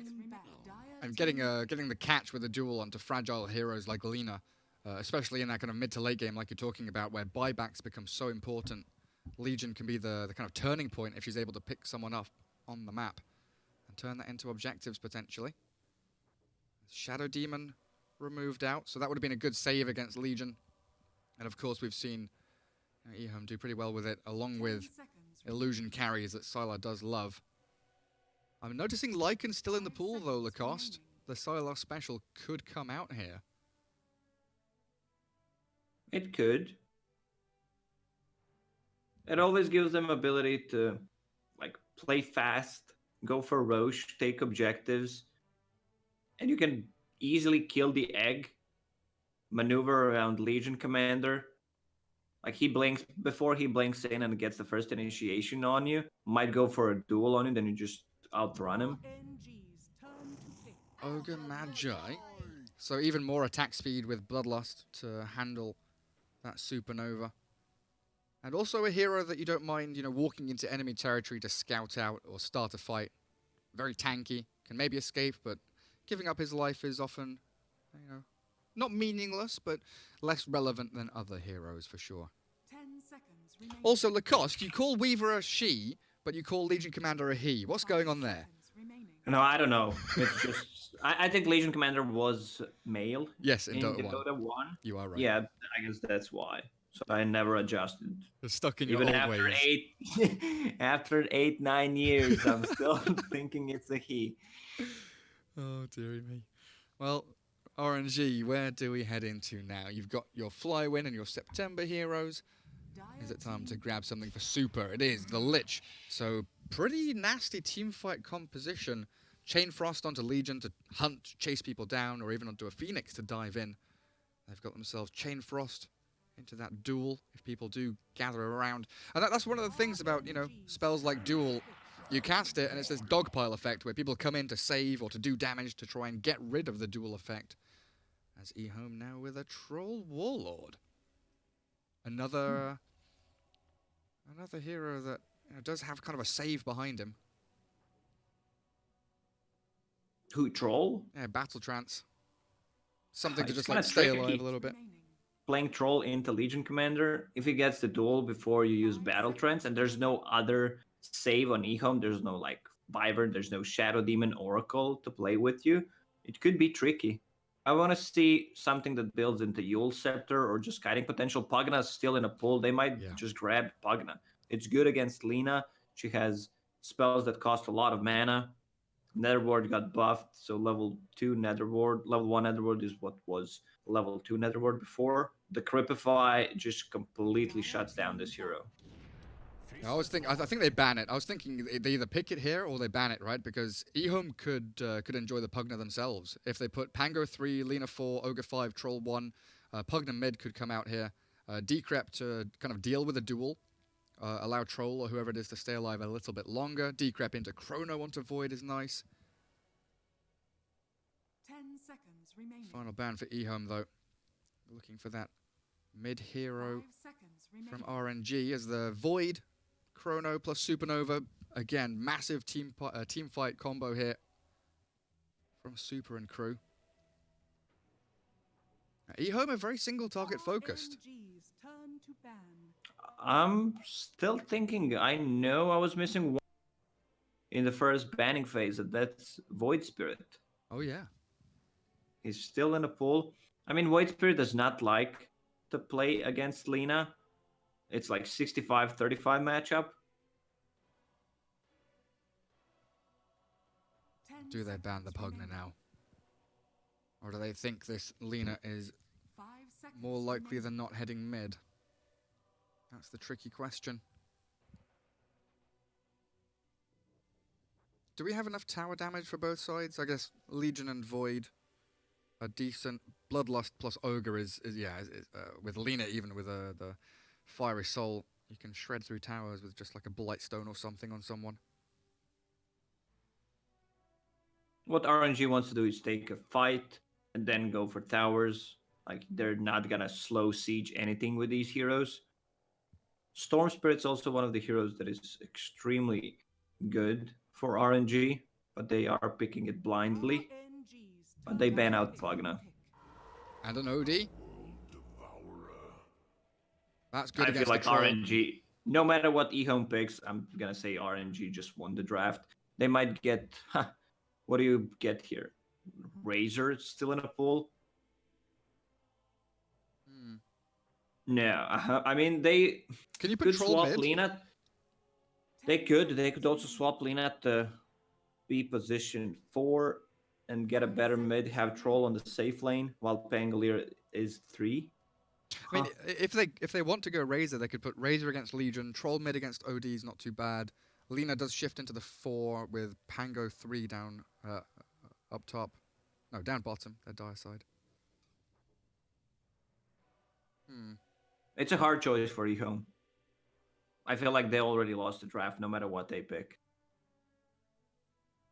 Like, the big thing for me is they don't have team fight reset, like a Silencer or a Naga Siren or something, which feels necessary against Void, Lich, Legion, Phoenix, OD. You need something just to, mess things up.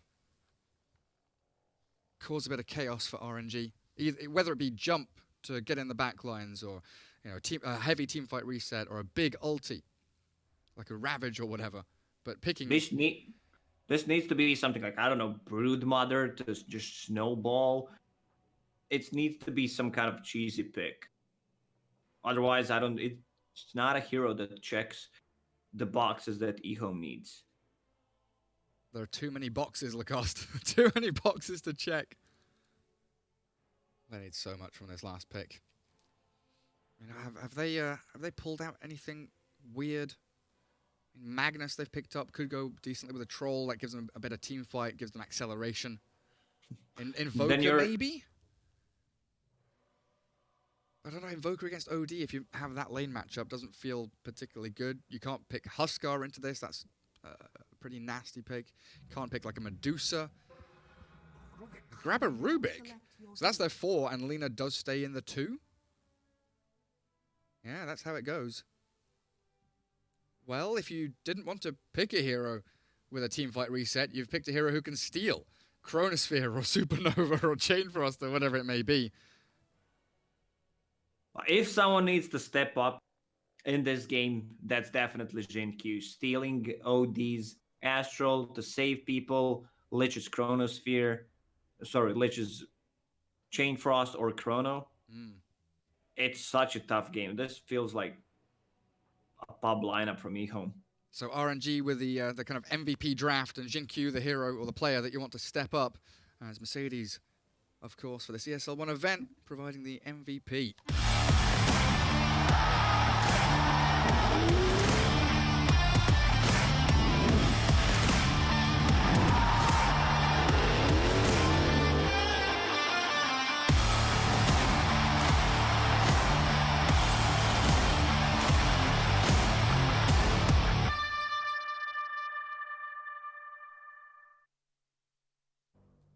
And back into game we go, just in time for the heroes to line themselves up and show off.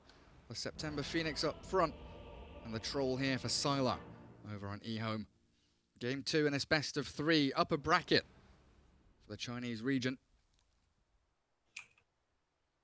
And Ehome closing in on becoming the first team this tournament to take a series off of RNG. Game 1 victory looking very good for themselves, but I think we're both leaning towards RNG this time around, as we've got ourselves the Flywind Legion, September Phoenix up top. Setsu on the OD mid, going to be facing off against the Nothing to Say Lina. Super Lich going to be able to secure some bounty runes top, and of course Monet bottom. Void against Jinkyu, Faith Bian, Rubik and Pango. Wise Ogre should be going top to help Sylar in a little bit and set up their 2-on-2 lanes. This draft reminds me of that game when they played against RNG, when they had, what was it? Raid King offlane who built Crimson Guard, or was just trying to build it. Mars position 4, Medusa mid against the Phantom Lancer and safe lane DP. It just ended up as a disaster.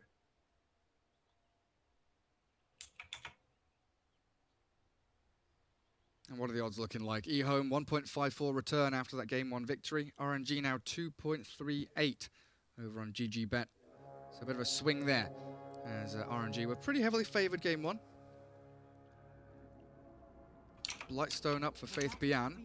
Offlane Pango. No Orb of Venom here in the bottom lane, but a headdress on the Rubik. As bounty runes. He should go, 2 for 2. What's this OD against Lina lane matchup like?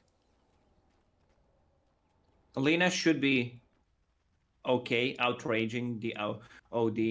Just staying away, harassing. Brings a lot of the region to the lane. When I say Lina brings region, I mean mangoes, that she can keep spamming things out. While OD needs to bring salves and tangos.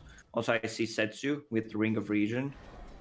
This is the kind of a build that we've seen a lot. Sometimes OD even going for 2 Ring of Regions. Yeah, I was maybe on the OD in one of the games earlier in the tournament. September top, losing a lot of HP. As Wise Ogre, a little problematic here for RNG so far. They've got the ranged axes, they've got Bloodlust, and they've got a lot of damage knowing that there is no dive. Fiery Spirits, of course, for the Phoenix first up. Good trades out. But both sides have headdress, both sides are regenning pretty decently. No kill threat as of yet. Oh, stun onto Setsu mid. Nothing to say with some really good hits in there. Fiery Soul, of course, level 2 with that attack speed. I believe Lina will dominate this lane. The problem is you have no save for this Lina and no save for Troll, unless Rubik steals Astral, which you need to be level 6. And it's not gonna be that easy to pull off. Super. Yet again, aggression from Ehome, but maybe a step too far. If Monet can get a bash onto Faith Bian here, potential kill, but he can't get in range. So the salve will be there. Yeah, OD with a good start, but Lina, like you say, starting to dominate this lane. Good Light Strike array to catch with the Astral. Setsu. Equally good damage back, but look at that. Cannot stand his ground up against the Lina with those right clicks. All right, what's the GG bet odds on me missing first blood this game, Lacoste? 100-0. Which lane do you think it's going to be in? And let's make things easier for me. All right, so Setsu region up. He's almost full HP. We're not doing a good job harassing him. Let's check how bottom is going. I'd say bottom lane. You think bottom lane? Frost Shield, Frost Yeah. Blast, the icy touch of Super. Keeps Monet up and going, but Jinkyu, Faith Bian seem pretty happy down here the way things are going. Top lane. Tango needs to be careful about using Swashbuckle aggressively. It's 20-second cooldown. That is a long, long cooldown. Contesting the pull across though. And he's used it aggressively, so Monet still looking for these bashes. I don't think I've seen one yet. He should, come on, this hit. This hit has to be a bash. Oh, Frost Shield will slow him down. The Lich dragged back. Faith Bian dropping low, pops the stick and turns onto Super, but the first blood spilled as the Fade Bolt secures the trade at the very least, killing off Super's Lich. But you've lost your 3 for the 5 of the opponent team, so RNG very happy with that. No problem, Gary. I got your back. The only thing you had to do is just listen. Rip betters gambling on the 100-to-1 odds.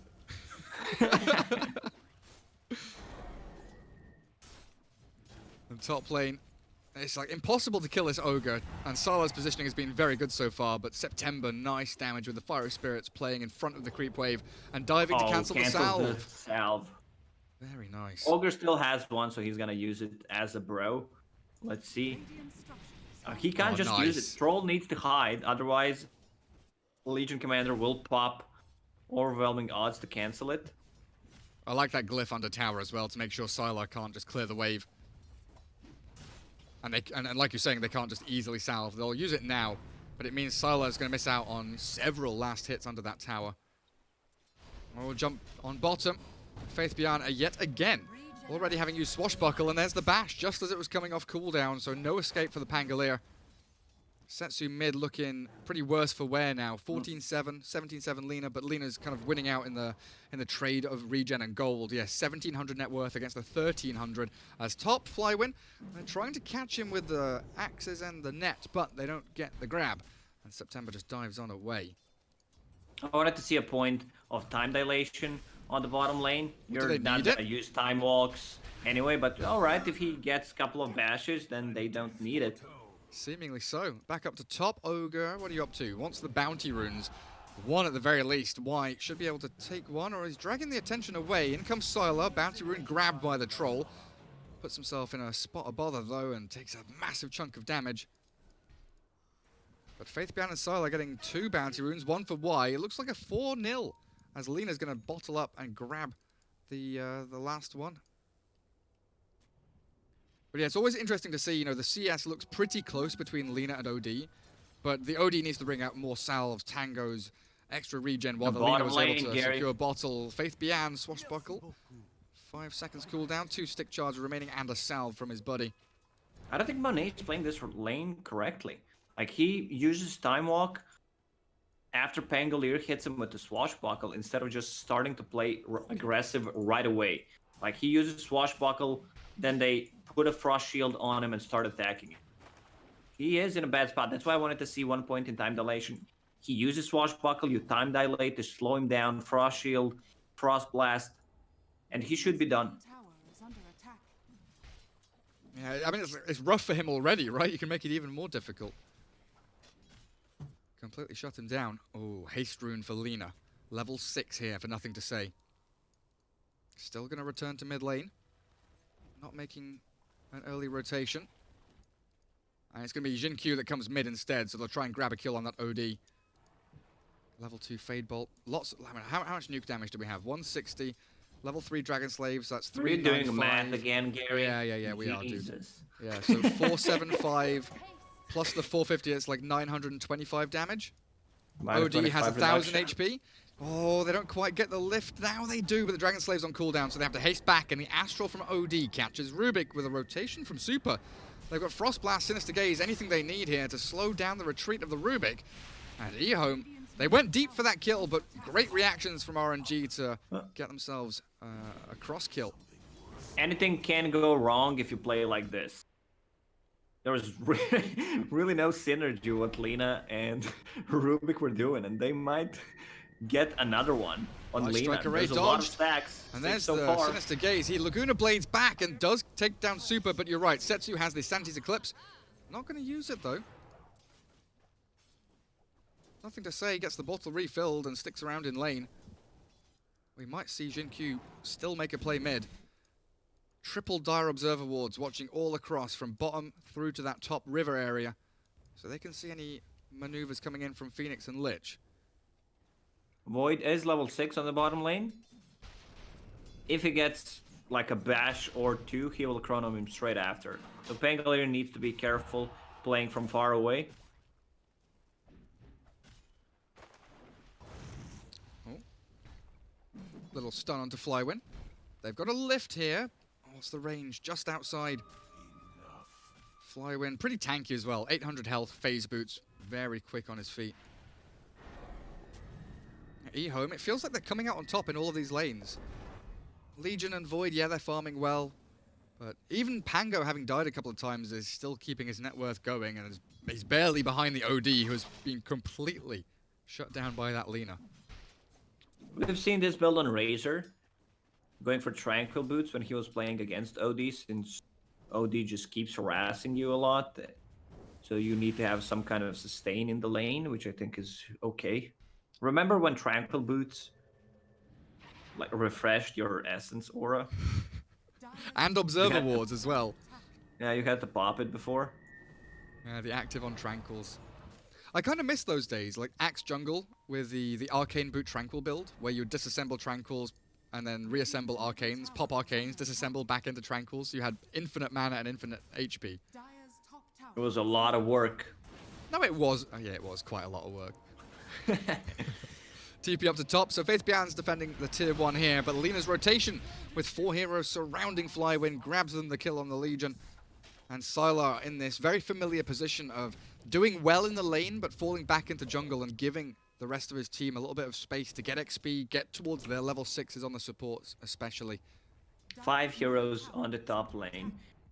Ehome understands that even if they make a play like this and then just keep farming the jungle, they're not gonna lose any like XP gold battle, since RNG can't pressure the tower. Their heroes are very bad at hitting towers. They want to take a fight and then go for a tower. Faceless Void found a royal jelly for himself. Is gonna bring one to OD, I assume. Bounty runes time. Nice stun by White. Grabs them one on the Radiant side. It is traded 2 for 2. As Pangolier rolling on forward, not going to be able to find any targets to stick on. He does crash into the September Phoenix and then rolls back on out. Faith Beyond toying with his food. Setsu hasted. I thought maybe he would come up towards top lane, but nothing to say is already there. This Lina kind of in that buffer zone. Next time a fight happens near RNG's tower, Monet will TP and get a kill, even if they get a kill. Stolen Time Walk. This one's good on Rubik, but he's pretty limited on mana right now.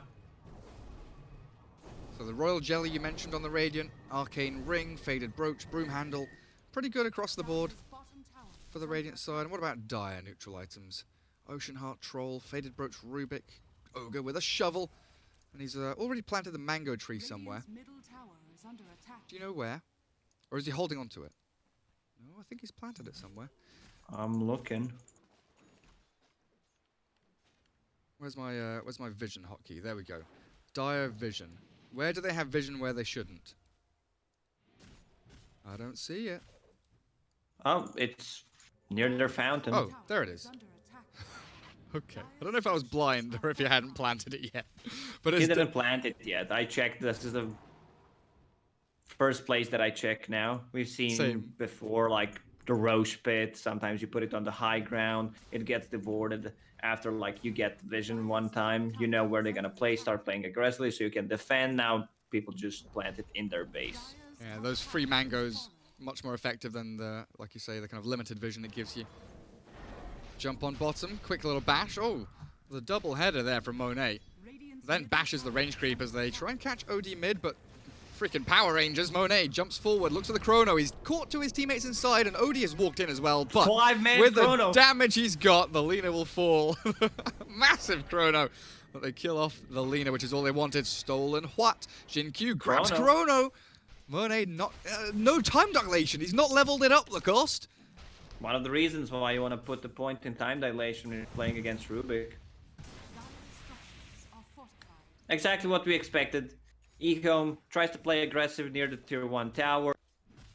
Faceless Void TPs, like he did not use the chrono for 6 minutes. Now has Mask of Madness, going for full Mjolnir, then into BKB. Like he can afford to go for this kind of a build because the game is going well for him.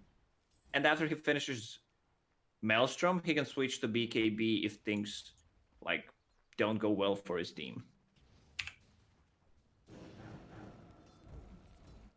Smoke from Jinkyu and the Lina with Yules. God, Nothing to Say has BKB queued up next. Very interesting. They're hunting for the Monet Void. Catch the Void as Mask of Madness. Yule's up into the air and nothing to say. Zaps him down, but not quite enough. Monet with a wand and the jump gets out with danger, and Supernova, I hear it, yeah, the pyramid on the low ground there. Forcing Ehome to retreat. Void very tanky. Chrono still in Rubik's hands. Let's see what he can do with it. Fate Beyond just rolling, and nothing else. So the Rubik there not casting Chrono and Void, of course, because the Void can just run around inside it. No point in wasting it. Waiting for that 14-minute rune spawn. DD top for Flywind though, so no refill on the Lina. And OD's managed to get, after a pretty devastating laning stage, you might say, has come back and now hits top net worth, 6,000. Very close to Aghanim Scepter on top of the Tranquil Boots. I still don't understand how OD is on top of net worth. He only got 1 kill, they took only 1 tower, and he got smacked in the laning stage. Lina had almost 20 CS ahead of him. The power of not dying, I guess. 100 OD, 112 CS. I guess that one failed maneuver where Rubik came mid with Alina with a haste, tried to get the kill and failed. Oh, Jinkyu Chrono's in the trees, doesn't find anybody. Bit of pressure on the tier 1, but RNG here with numbers. Why? Pretty far forward behind enemy lines. Sniped out as Ehome disengage back into their lanes. I did not see Faceless Voids picking up extra 15 damage as talent for a very long time. This is so greedy. Like, you're playing against burst damage, Lina, Rubik if he steals something good, Ogre Magi casting Fire Blast with multicast. That other talent is just way too good. With Mom Maelstrom as well, right? Looks like Mask of Madness into Mjolnir is what Monet's heading for. The surprising thing for me is that Silo has been very quietly farming, but not as efficiently as everyone else. Like, he's sitting just under 6k net worth. The Legion is ahead of him in net worth. 0-1-2 Legion. Flywind, full pipe. As they dive the tier 1 mid, looking for the Lina, but not quite close enough. A smoke in behind as Ehome move forward. Monet has already time walked. They want to try and catch him, but they need that Ogre to start things off. Rolling Thunder going to crash forward. Monet and Flywind. Nice sidestep from the Legion as they astral the Void. Buy him some time. Is there follow-up from Ehome? Doesn't look like it now. Time dilation, a swashbuckle back. Faith Beyond, he's caught. 1 versus 5. He runs back into the middle of them all, and the duel will be victorious for Flywind. And another Astral means the Chrono Supernova will open up them a kill on Lina. Ehome crumbling. 3 heroes in quick succession, and RNG, that's the strength of their team fight. Yeah, what an execution from RNG. Setsu with the nice position. I'm not a big fan of Aghanim Scepter in certain situations. I think some of the players are overthinking buying that. Sometimes there are much better items, like getting Force Staff into BKB, but here it's justified. Like, they don't have the clear target, and you can see Monet, even without picking that strength talent, he goes in, does not care. He's just provoking any kind of reaction from Ehome. Same goes for Fly In. These two are standing together, so they go on Faceless Void. First, he pops the Presty attack, then after that, instant Astral to keep him alive, and Setsu gets close to Legion Commander if they try to use Laguna Blade on him. Like, this game, Gary, is just straight up over. Yeah. You were talking about how there's a lot on the shoulders of Jinkyu's Rubik here, and it feels like he needs an extra spell slot. Like, he needs spell steal to steal 2 spells. Yeah. Like, that's how it feels. He needs Chain Frost and Chrono, or he needs Astral and Supernova or something, right? And it just isn't enough. The problem is, Lina is not a game-winning hero. She can snowball. She doesn't even have a hero to play with in this game. Like, what's your target here? Ideally, you would want to kill OD. OD's sitting on 2,000 HP. Rolling Thunder. Try and cause a bit of chaos here. As RNG started the fight, Yule's up. Chain Stun's not arriving though. Setsu slow by the Diffusal Blade. He has another Astral, 18 1 charges, and Flywind's ready to try and bait the troll away. Another Astral. I think OD might be done for, though. 21 charges, buying a little more time. Frost Shield into the Laguna Blade, though. Nothing to say, takes him down. September does find a kill on Sylar as Faith Beyond's gone in far too deep. Again, he's in this 1 versus 4, and again, it's a dual win for Flywin. Xin-Q, he can telekinesis the Void. The Light Strike Array connects, but Flywin, Frost Shield to chase. Xin-Q backs up, steals the duel. Not sure what he can do with that, honestly. That's not a great spell for the Rubik to grab. RNG just in full control, though. OD was getting his Blink Dagger delivered. He only needed like 3 seconds and then he would survive.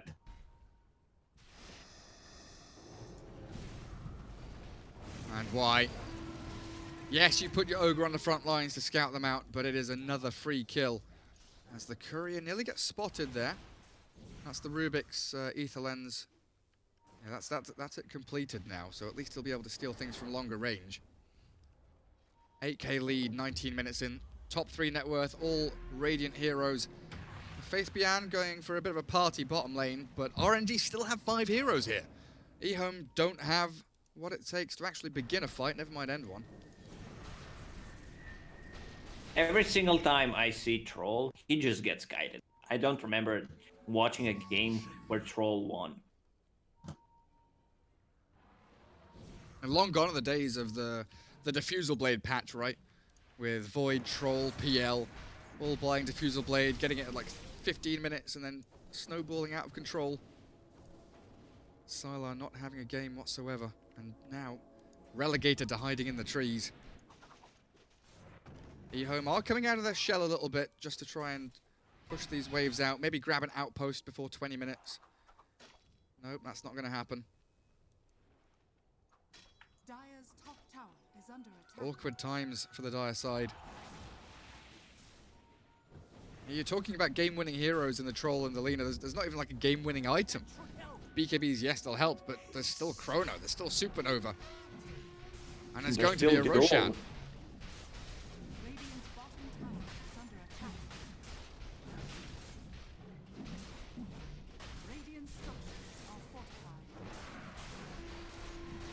Easy Roche with no contest. Yeah, it's pretty nuts.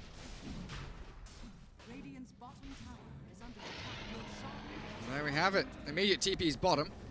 Do they have someone caught here? Or is that a creep? No, that's a hero. Well, you could argue that maybe it's a creep. Why? Getting shredded by the Arcane Orbs, a duel onto the Lina. Honestly, Lacoste, I wouldn't be surprised to see GG's right here, right now. Top lane, who's that? Sylar's in trouble. Monet has the Aegis, but the Battle Trance focuses the Catapult. Super still sticks around with Sinister Gaze and Chain Frost. They are toying with Sylar right now. That is not a fun experience. 3 heroes gone as Ehome tried to split the map, playing as wide as they could, but RNG have all the answers. Over the past few days, we've seen Chinese teams just GGing out 15, 20 minutes. Even LGD called minute GG. They understood the game was over and nothing they can do. Like, this lineup is not good playing from behind. What they can try to do is take one more fight. If they lose, like, just try to think what you're going to pick in the next game. Consider your options. Consider the Sylar Lycan, maybe. Because I feel like Ehome do so much better when they have these timing heroes. I don't know about you, but when they have TB, Lycan, where Sylar just knows, I have this item, my team's ready to fight, we just go. We destroy towers, we win team fights, and we're ready. In this kind of game, it feels much more, much more fluid, much more dynamic, where you need a bit of this, a bit of that, we need lanes to go this way, we need to find pickoffs here. Lina's the same thing, she needs to snowball. They don't have that one, common threat. Exactly. RNG is not afraid of any heroes. Maybe yeah, we now. Can't go late. Let's see, this is it, do or die. It is time. Sylar, still no BKB, but focusing onto the OD. They've got Astrals, but a stun from Faith Beyond. Connecting forward, press the attack. Buys a little more time for the OD just to walk it off, and the damage is lacking. They don't have the follow-through. Monet's not even going to have Krona here for the fight. They're trying to focus the Supernova, the egg. It will drop. September dies, and Sylar somehow still going. Astraled up, though, and the backup not coming. Ehome have retreated, allowing the Troll to fall. And Void sprinting forward. The duel onto Y. Dispatch with the Ogre immediately and a long-range Astral. Oh, poor little Rubik. GG is called. They know it's over. Xinkyu will be the final casualty of war here in Game 2. I mean, they just lost the fight without Faceless Void even using Chrono. They killed the... This was just a straight-up bad lineup from Ehome. Yep, sure was. 18-5, 11k victory at 23 minutes. Not too much to go over there. We can take a quick look at the graph, but I think it's all pretty straightforward. Yeah, even Stevens until about 14, 15 minutes in, and then spirals out of control as RNG take the game by the scruff of the neck. Monet unkilled, 5-0-8 on that Faceless Void, and you know, you were saying, greedy, aggressive build, 15 damage, 70 time lock damage, Mom into Mjolnir, no need for BKB or anything like that. He felt There's happy way too with, many saves on their side. Troll is not having a game against Lich's armor. It was also Troll pick into Legion Commander. That's usually not how you do it. Rough stuff. There we have it. We're going to Game 3. We'll take a quick break. Enjoy the ads, guys. We'll see you after this. My name is Jordan Gilbert, aka Nothing. Hi, my name is Sue Lee. My handle is Snix. I think it's important for these initiatives to happen. Empathy really, really goes a long way, and it always, always means so much to us, and I think that's where initiatives like this really help. I encourage everyone in the community, anytime they see bullying, anytime they see someone getting called names, I encourage you to step up and say something. Good luck, have fun. Good luck, have fun.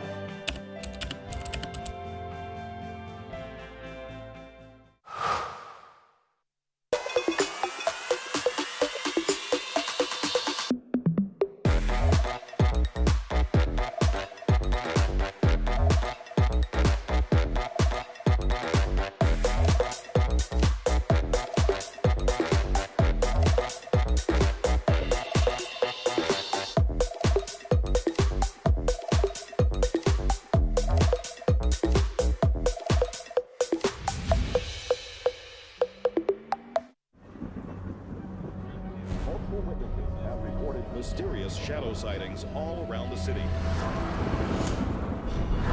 According to experts, the origin of these shadows is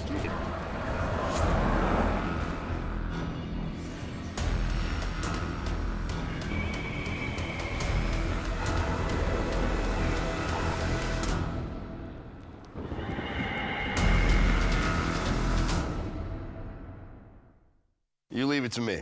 I'll get your taxes in an okay place. What? Well, just as soon as my audit is over, this gets my undivided attention. Take a lot of trips to the islands, Phil. Pretty great, right? Oh, Phil's legally dead. Fell off a boat. Going by Dennis now. Solari. Long story. Then we got, oh, no, you're not gonna want to see this. I don't think this is gonna work. Just okay is not okay. AT&T has America's best network, now with our best plans at our best prices, starting at $35 a line for 4 lines, new from AT&T. Everybody loves an underdog. Who needs to be liked? Mountain Dew Amp Game Fuel. Victory in a can.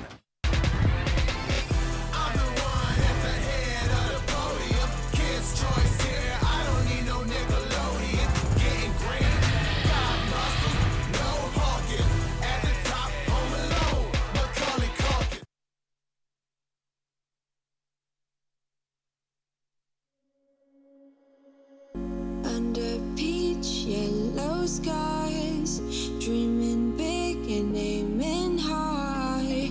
Name the clouds passing by, wishing we run away. All we need is our passports, baby. Leave the rest in our troubled minds. Let us go down in laughter, baby. Trying to figure out what we're after.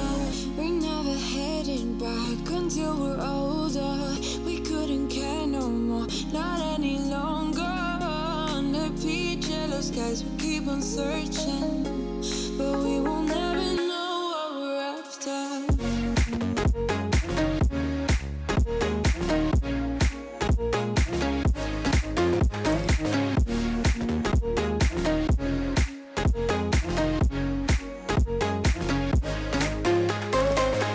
Book a plane, fly away. We will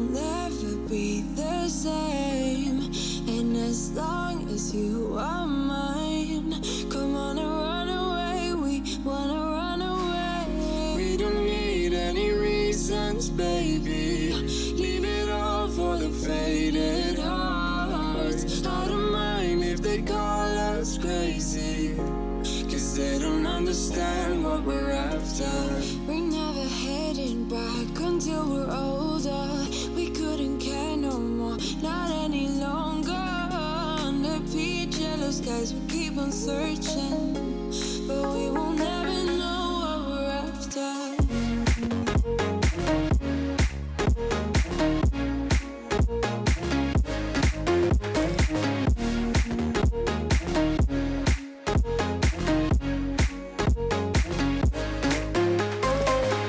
We're no kids no more.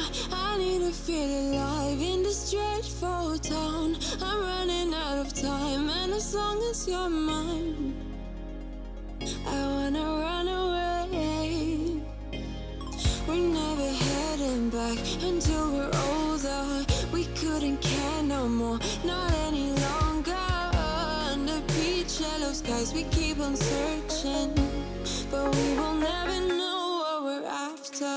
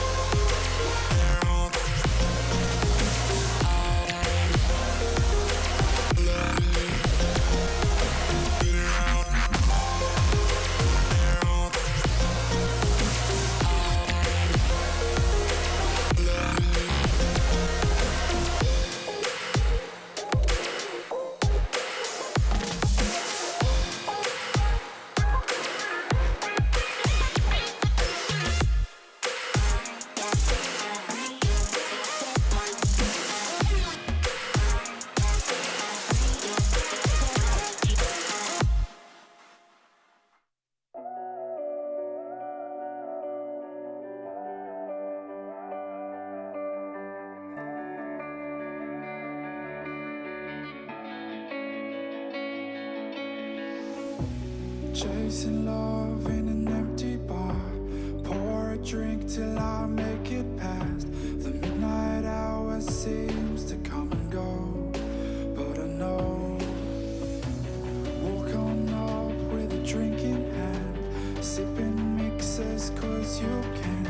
And all the lights begin to switch off.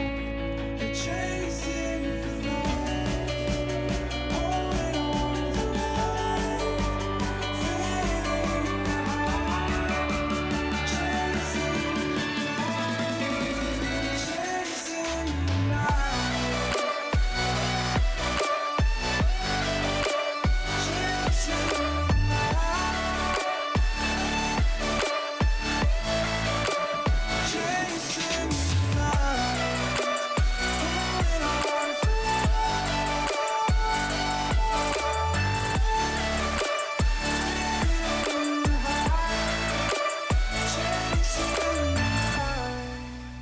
holding on for life, feeding the high, chasing the night, chasing the night. Hotel rooms and city squares, champagne bottles, drum and snare.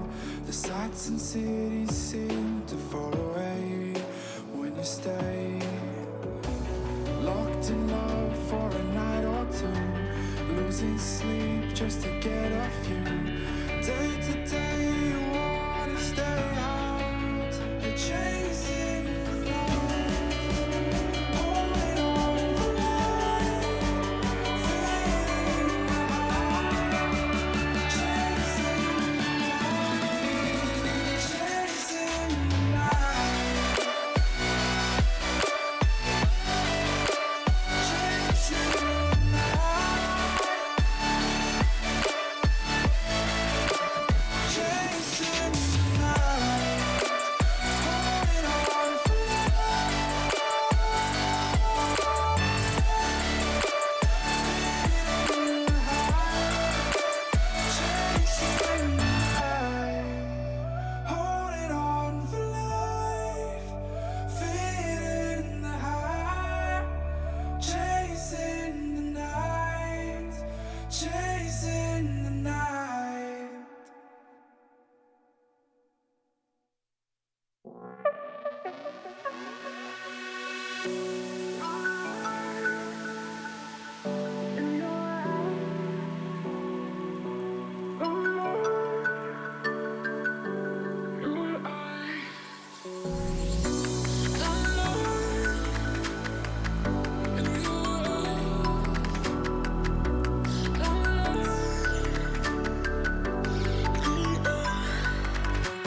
I just wanna feel in the starlight. I see in your eyes. I just wanna feel in the starlight. I see in your eyes.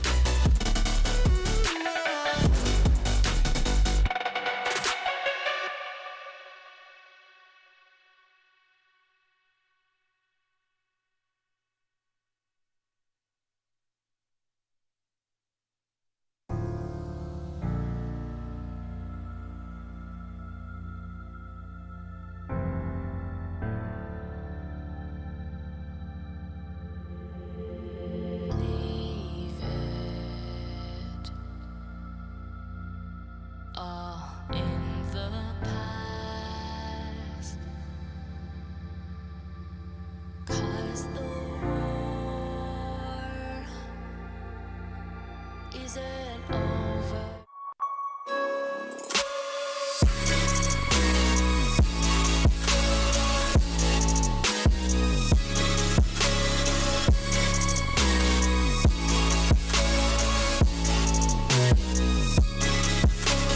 You love it, you wear it. What's your style? Get your merch at shop.eslgaming.com.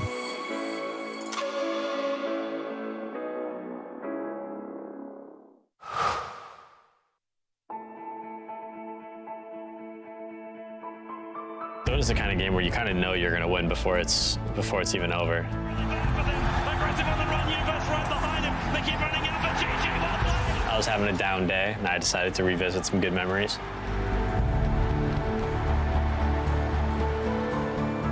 My name is Peter PPD Dager, and these are my moments of brilliance.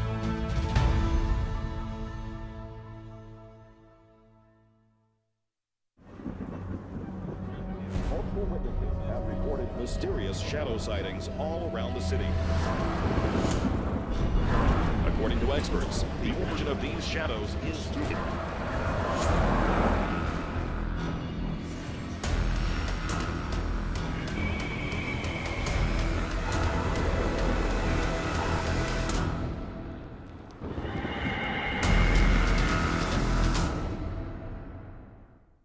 You leave it to me.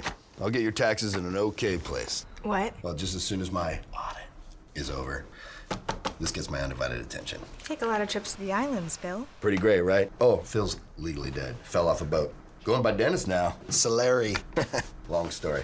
Then we got, oh, no, you're not gonna want to see this. I don't think this is gonna work. Just okay is not okay. AT&T has America's best network, now with our best plans at our best prices, starting at $35 a line for 4 lines, new from AT&T. Everybody loves an underdog. Who needs to be liked? Mountain Dew Amp Game Fuel. Victory in a can.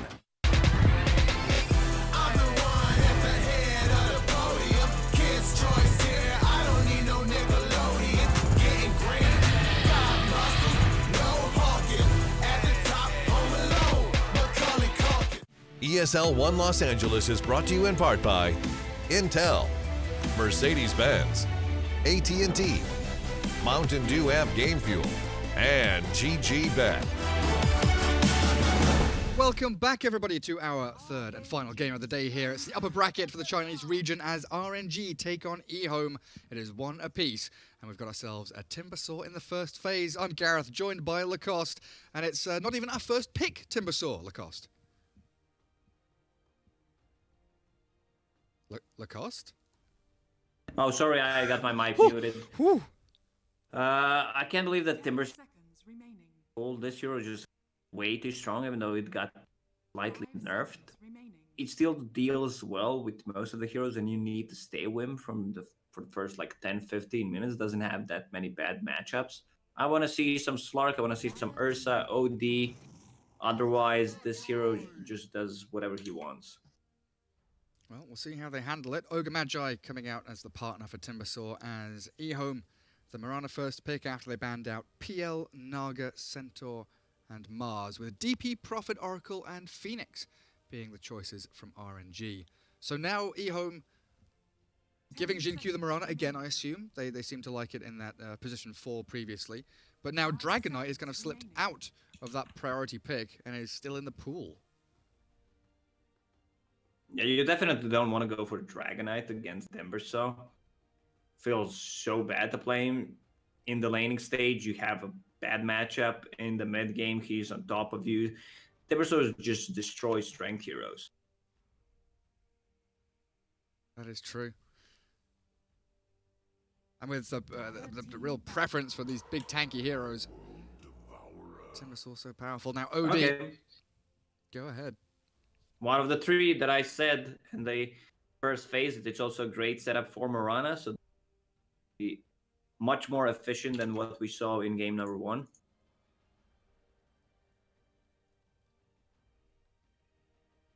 Does decent against the Timbersaw. Oh, that's going to be nice as well for the mid lane, Astral into Arrow.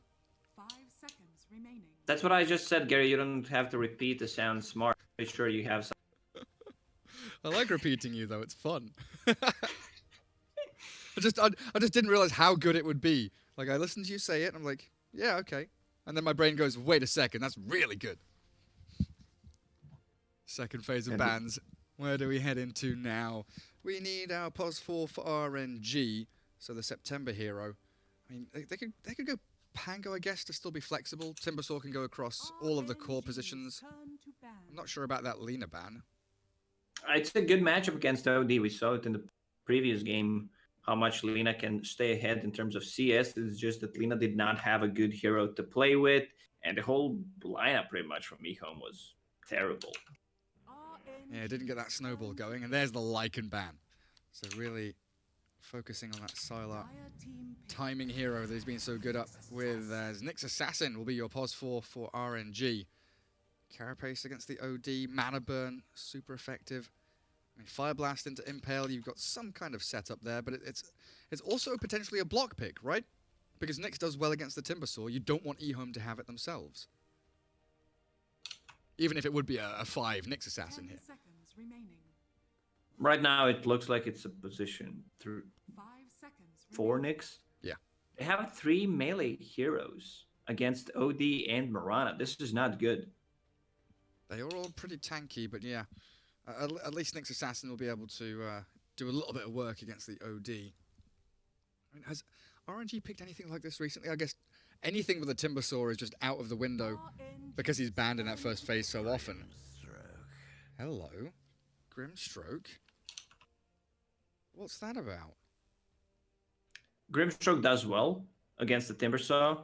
You use Phantom on him, and if Chakram is out, he can't attack it. Oh, yeah. And also just the silence that he can't get rid of that easily. His attack speed is not that great. It's garbage.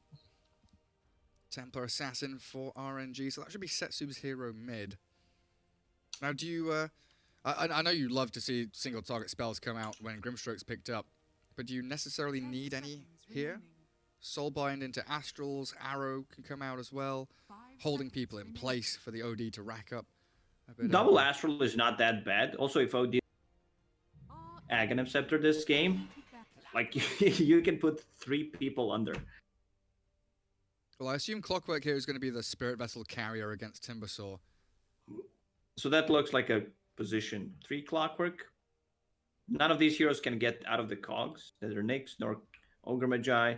Also, Timbersaw is not that good against it. You know, battery assault stopping your Timber Chains. So far, so good for Ehome. Yeah, and now Mirana has, from the previous game where Mirana didn't really have any lanes to go into, now you've got Cogs to set up Arrow, Astral to do the same, and you've got Grimstroke with that Inkswell that pairs up really nicely with a Clockwork. But I guess they're not going to be laning together, right? Grim's going to be your 5, more likely than not. And Mirana can go for Spirit Vessel this game. Same goes for Clockwork. Clockwork is the kind of a hero that starts as 3, but becomes 4 later on. Final ban time. Pos 1 required for RNG. And yet again, they ban out a silo hero. Terrorblade removed. As both sides looking for that real hard carry.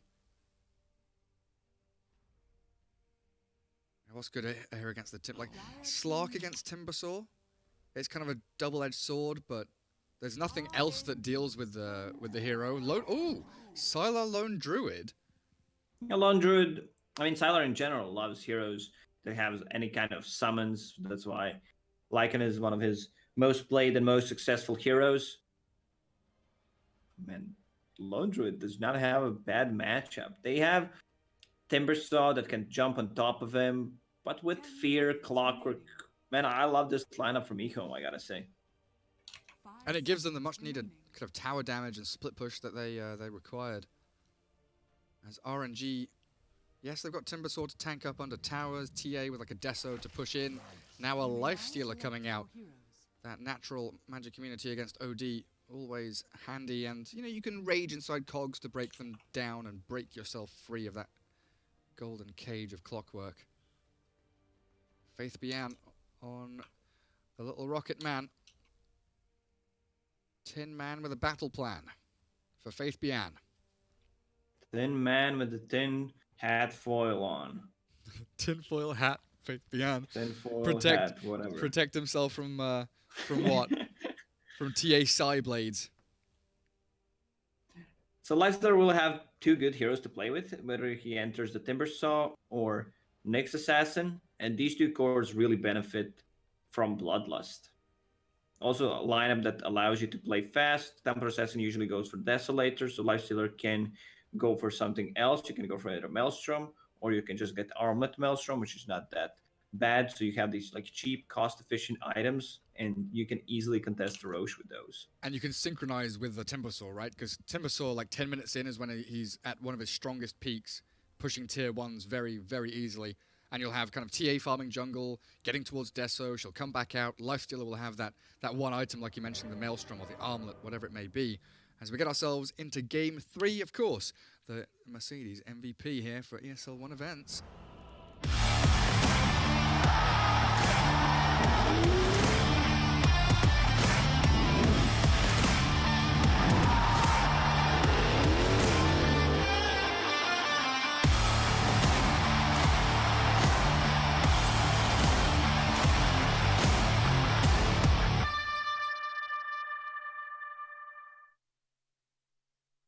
And we're back.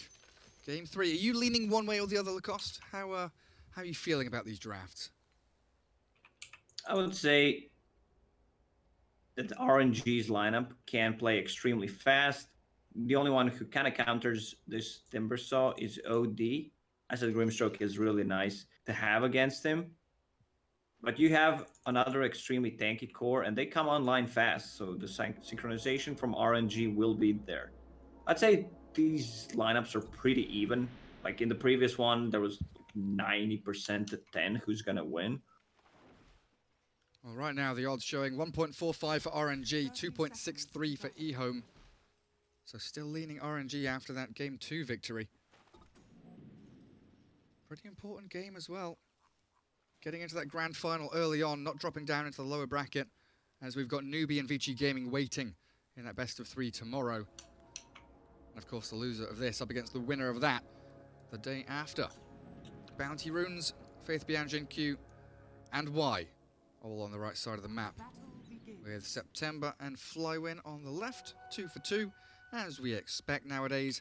Setsu mid TA, Ogre for super down bottom with the Monet Lifestealer. For now, Lacoste, it looks like a tri-lane.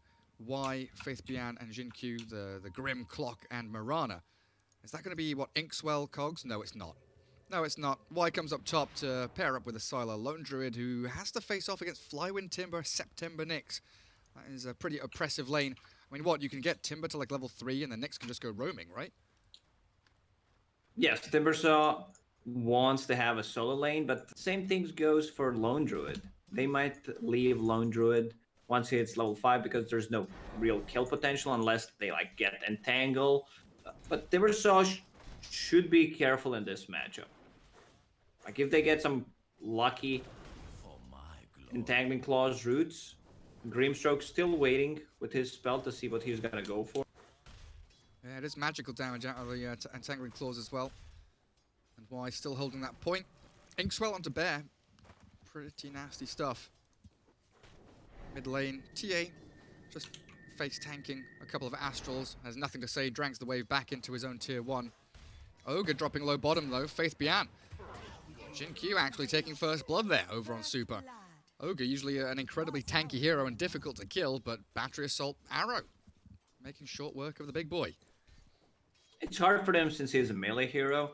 If he gets zoned out, caught on a different side, especially once Clockwork gets to level 2, gets a point in Cogs, and then Arrow is going to be much easier for him to land. What's Sylar going to be buying up top? He's got Javelin queued. No Orb of Venom or anything on his bear, though. Timbersaw with Ring of Protection, Quelling Blade. September with Boots still kind of wandering around. Interesting, Dire Observer Ward will be able to scout his movements if he does come into mid. Down bottom, Faith Bian sitting about half HP. Monet doing a good job just keeping tabs on the Clockwork and getting that damage in thanks to Bloodlust. Lifestealer's attack speed is like insane now. It is. It's just way too good to attack. Mirana can always farm the jungle camp on the side. They need to kill these little wild wings so that they get the most out of this lane. Yeah, maybe try and stack it up or just click him down. She's got a Blightstone. So that's what's helping them a little bit against that Ogre. Centaur stumping some dire creeps up top. Nice pull across by Y. Nyx Assassin thinking about going in and contesting it. Will wrap around behind. Y not going to be able to find any wards or anything there. Is that... Oh, was that just blocked by the Nyx walking into it then? I think it was. Multiple times, apparently. Damn nice. How's mid lane doing? 8-6 against 12 and 7. It's hard once OD gets 2 points in Astral. And if you're not using side blades efficiently, if you can just play around it really, sometimes these matchups really determine how good you're using side blades. Yeah, absolutely. Down bottom. Mirana has shifted towards that mid lane. Radiant Observer sees her coming though. They know exactly what's happening. 20 seconds until the runes spawn. No bottles for the mid laners, but a nice arrow. Quick refraction, very fast on the fingers there, Setsu. Still has stick, fairy fire, and should be able to withstand the onslaught as the courier. Oh my goodness, is that 1 HP? Yeah, literally 1 HP, but 3 hits from September will finally secure it, as Mirana now has to deal with an Ogre rotation. Oh my goodness, the Invis rune spawns up top lane. Y will take it, and actually rotates into mid to look for a little bit more. Astral at the ready, nothing to say, zapped of his mana by that burn from Nyx. And we've got a 3 versus 3, tri-lane versus tri-lane, mid lane. It's the meat grinder. That's what happens around 4-minute mark, and you have these two sustainable laners want to play alone, get the levels for themselves. Also on the bottom lane, I don't think you can kill Lifestealer anymore. He's way too tanky. Clockwork has a bottle, but he does not threaten a kill. Jin-Q kills off Setsu's courier. Good pressure towards nothing to say's OD though. Setsu very deep under tower here, and Jin-Q has the leap arrow if you want to go for it. Y with the ink spell moves forward. Setsu gonna get stunned up here. The connection's good, and the arrow perfect. Super doesn't block it up, even with a 2-man impale. They find the kill onto that TA as Y trades his courier out for it. And this leaves, like you were saying, these two side lanes in 1v1s where, you know, Timbersaw and Lone Druid both pretty happy. Clockwork doing very well against this Lifestealer, still keeping up in farm. He can farm with either Berry Assault, drag the creep wave, last hit with the rocket, but he still becomes a position 4 later on. Unless you get Aghanim, then you have 2 hook shots, and it's going to be much easier for you to reset things for your own team. By having double initiation, double cogs against Lifestealer. Nyx Assassin has to be one of the worst position 4 heroes in the game if you don't have a good laning partner, like if there's no stun, like Timbersaw here. So what do? You just need to get yourself to level 6, somehow find experience, maybe drag a creep wave behind the tower.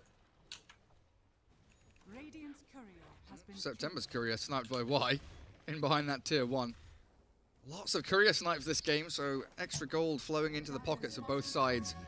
As OD secures himself the bottom regen rune, that Astral. Problematic for RNG. Whose ward is this? Radiant ward watching Jin-Q? But Y is watching September. That mana burn, yes, you've annoyed, nothing to say, but now you have to feel the ink swell from Y. Arrow slides on forward, connects onto Nyx, but the OD's stunned and held in place. Carapace turning again, but the Astral buys him a bit of time to focus. Super down. Setsu, I'm not sure if you want to get involved in this one. September's dropping, and Jin-Q will secure it. They do get themselves the Y Grimstroke as a trade back, but Super, a couple of hits from death. The leap forward, Jin-Q realizes has to leap back out again because both of his teammates have retreated or died. That's it. That's what Nyx Assassin brings. 1 stun, maybe a mana burn if he has enough mana, and that's it. There's a huge difference between what position 4s can do in this game. I mean, once he gets to level 6, he has a built-in break, which is always good, and the ganking. Also, I see both Lifestealer and Lone Druid are going for Javelin / Maelstrom. Getting Javelin this early on is very efficient anymore since the damage got reduced from 100 to 80. And it looks like Mask of Madness there as all mid lane, big rotations. Faith Bian's hook shot does secure them a kill on Setsu, but not before Nothing to Say falls. And with Monet's arrival, it's a 2-for-1 in which RNG come out on top. What's going on, Gary? We have 8 heroes being on the mid lane. It's insanity. Yeah, Lone Druid and Timbersaw just farming away top lane. Timbersaw is 50-3, top of the pops there with Hood Soul Ring. Yeah, Sylar is going into that Mask of Madness after the Javelin. He's going to put those on his bear, right? We don't see... Can you play ranged Lone Druid still? Not that I've seen lately. No, I don't think so. It's one of those things where he's holding onto them on his main hero for now. And yeah, the mid lane has been pretty much a slaughter fest as we do start to see the the ramifications of this. Next level 3, Grimstroke Ogre level 4. Mirana at the very least can farm jungle and take out some of the big creeps with arrow. But RNG looking pretty good net worth wise across all 3 of their cores. The OD is the one really struggling here in this game. 2.6k, 1 death on Nothing to Say. Trying to get into the Aghanim Scepter now as treads, I believe, are completed and coming out to him.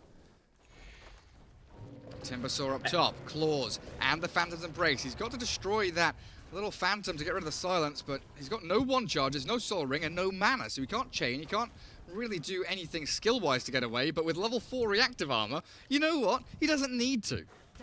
He has 24 stacks.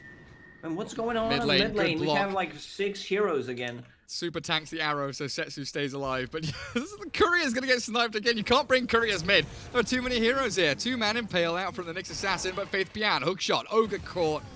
And it might be a bonus kill onto September's Nyx. That battery assault going to work. Jin Q on a killing spree. Setsu was stuck around. Why hasn't Setsu run? Another Courier's died! Faith Bian has an Inkswell, and I don't know what the TA was thinking. Lifestealer comes in to try and fight. They trap them both inside the cogs. Monet, he's battling into Faith Bian, but the Odin doing absolutely nothing. Has another Astral, but Setsu walks it off. A banish to the Lifestealer now, and Setsu looking for Jin-Q. Oh no, arrow, 1 leap away is all it takes to retreat from battle. And Ehome do lose the clockwork, but getting a lot of pressure here onto RNG as they force massive rotations. This is what I want to see.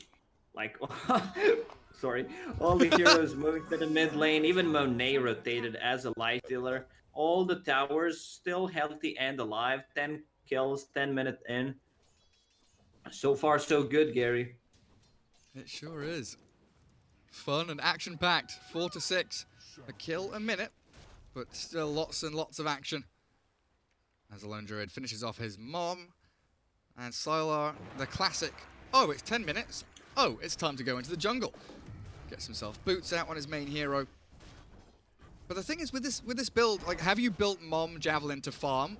Or have you built it to actually go and fight? Because you do a lot of damage. These are just cost-efficient, cheap items that are good at every stage of the game. It allows you to farm faster and allows you to fight with your own team. Now Timbersaw is on the top lane, but he might still die. Oh, with that arrow beautifully placed. Jin-Q, thanks to Faith Bian's hookshot, get themselves 4 heroes top. So they're like, right, mid lane, that's enough of that nonsense. We're going to kill the Timbersaw and slow down his progression and acceleration as the pipe on Timber is done. And this is a key point in the game now, like we were mentioning in the draft, where TA farms jungle, and I think the other 4 heroes from RNG should be looking for tier 1s with that Timbersaw. First Moonlight Shadow, you want to get a better kill than... I want to find something else. Oh, Ogre might have felt the body blocks. Yeah, they're going to try and take down Super. The silence onto the TA and Inkswell there, connecting on Setsu. Down goes the Templar Assassin. They should be able to get Super as well. A bit of heal from Monet's Lifestealer, so they turn onto Faith Bian with the Maelstrom procs. September zones out the Grimstroke, so 1 for 1. Soulbind will try and hold a couple of heroes in place, but why? Will be an additional bonus kill here for RNG. Unless he can deny himself to Roshan, which he can. Why? Beautiful play. Up towards top lane, though. Flywin gets the Mirana. So 3 for 1. RNG favored. They lost like 2 position 4s and position 5 to get a kill on TA. That's the 3rd kill on Templar Assassin. She is struggling. Every single time you kill Templar Assassin, Like, she just struggles way more than other heroes because she has ways of flash farm with the traps, with the side blades, and with the Lone Druid on the other side. They could easily take the Roshan away from TA's lineup, which is pretty big. Astral top. They want that arrow. They want the cogs and battery assault as well.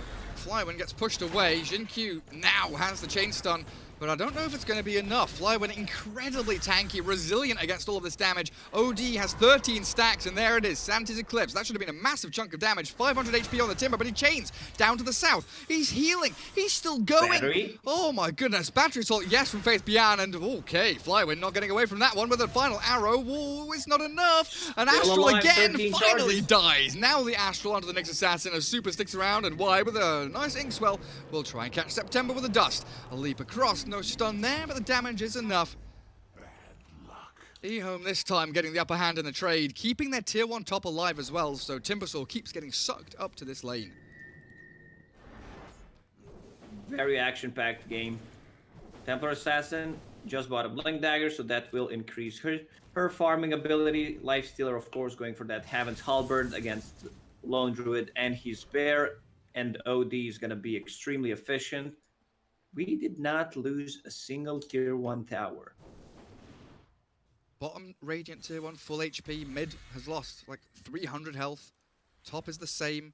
Or is it just the Dire top tier 1 that's the only one that's, I guess bottom tier 1 as well, taking significant damage. But here comes the second Moonlight Shadow Lacoste. Clockwork with hookshot again. This is something that I think Ehome are doing much better than other teams. Of course, they do have the tools to fully utilize this. The combo with Inkswell hookshot onto Monet. They've got the silence, and Lifestealer is done for. Claws and Tangle, and that fear even used up by Solar just to make damn sure he dies. In comes RNG though. They are smoked, and they're swinging into battle. 4 heroes strong, looking for some kind of retribution.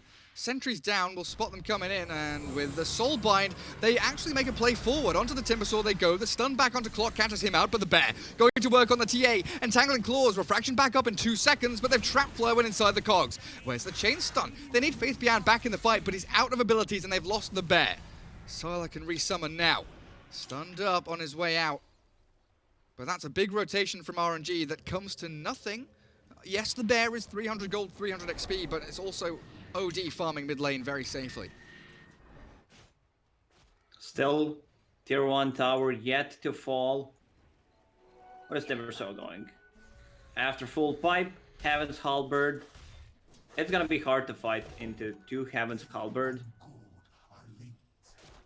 Nyx Assassin, like, he kind of struggles. Right now maxing out Carapace, which is a correct play. But there isn't too much damage that is uncontrollable. Maybe from something from Clockwork. Other than that, it's hard to set up a good gank. Yeah, man, Sylar is so farmed. He needs 1500 gold to finish off MKB. It is real nice. But yeah, it's like Starstorm or Astral really here for the Carapace of Nyx Assassin. Mainly, of course, the OD with the Astral. As RNG, again, heavily group up. We've seen this from them before. If they can't really go and play side lanes or get farm efficiently, they'll group up, take towers together, make sure they play around this Timbersaw, who is at one of his strongest points. And Clockwork, you know, he's been making great rotations, but being sucked into these fights with his 2 supports means that his net worth is starting to drop. But they've got Mirana, right? Mirana's kind of soaking up any, or picking up the slack where Clockwork is dropping it. The thing is, Mirana can't really become your position 3, doesn't scale that with the items. Yeah, you can buy like E-Blade, Dagon, blow people up. Right now, Yule Scepter will give her mana sustain, and the setting things up with an arrow. You use Yule Scepter, leap away, and then an arrow. Well, they kill off Y. At the same time, they're taking tier 2 bottom. Timbersaw comes in to try and defend. He is all alone, but Sylar is afraid of what's around the corner.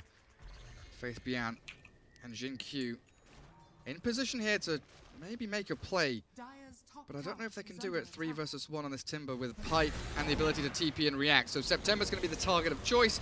quickly try and zap him down, but he's stayed alive for long enough to turn with a two-man stun. Oh, what and a stun. Flywin wheels up into the air. They chase down Marana, bring her down, and Faith Bian trapped here behind enemy lines and ripped apart by 5 RNG heroes as they do lose their tier 2. Killed off by Sylar, but killing off Clock and Marana, well worth it, it feels like. TA getting close to finishing off her Deso. This is where RNG takes a fight, and if they just kill one hero, they're gonna go into Roche. Dire are scanning. Clockwork closing in on that Spirit Vessel. But there, like you mentioned, the MKB complete on Sylar, and that's significant damage from the bear with Mask of Madness and Monkey King Bar. OD has his Aghanim Scepter, and he's even halfway towards Blink Dagger now. So the two primary heroes here for Ehome, I guess the two cores you would say, is the other... You know, there's 2 cores and 3 supports, basically, the way they're playing this. Over on RNG, very much the 3-core lineup. Timbersaw to frontline and tank. TA is that Roche threat, of course. Immediate kill threat onto heroes, and the more sustained damage out of Lifestealer with the Maelstrom. And with the levels, like Ogre, if he hits level 12 with multicast, he still deals a ton of damage. Level 15 TA, 14 Lifestealer. Marana and Clockwork both cracking level 10, and that's what, 5 armor for the Clockwork. Marana with 200 health. RNG with that Vendetta Nyx, just trying to find an opening. A banish, but no fear as the instant rage from Monet turns to fight the bear. Now they try and send them back, but that bear is dropping low. 2-man Silence comes in with a Soulbind with a double Astral on top. They reset the fight and then disengage. Ehome don't want to get stuck up in this one. The Moonlight Shadow to get up onto the high ground, but Sylar will lose his bear on the way out. And RNG, they're thirsty, they're hungry for more. They want a tower, they want a Roshan, some kind of objective just to make it all worthwhile. Oh no. I said that there isn't a good spell to Carapace off. Maybe I was just being dumb or not paying attention. Once OD uses Astral, it's pretty easy to set things up for him. But the way he is playing right now, nothing to say, uses Astral and instantly runs away from it. And this is what I just talked about. They didn't even get a kill. They run straight into Roche Pit. The damage output is way too much. Timber needs 100 gold to finish the second Heaven's Halberd. It's going to be so much easier for RNG to take a fight then. Something has bugged out on my PC and we lost the game feed for about 5 minutes, I think, there. Sorry, guys, in Twitch chat, it is fixed now, as you can see. I literally just had to turn it off and on again. Something happened with the game capture in OBS. Unfortunately, I didn't spot it fast enough, but we're back in properly now with Faith Behind Clockwork in the midst of battle. Astraled up to save him for a few seconds longer. Flywin shredded by the OD, but now the Fire Blast multicast blink out by Setsu, and the Fear sends the next assassin back. Ehome trade 1 for 1, offlaner for offlaner, but that's better for them than it is for RNG. It's still an offlaner for an offlaner, but as you said, Clockwork is position 4 at the moment. Lifestealer getting a basher. I want to see some initiation from Nyx Assassin on top of OD. This is their save. If they kill OD with the Nyx Assassin Carapace stun or just straight up initiation from Vendetta, they should be able to take this one easy.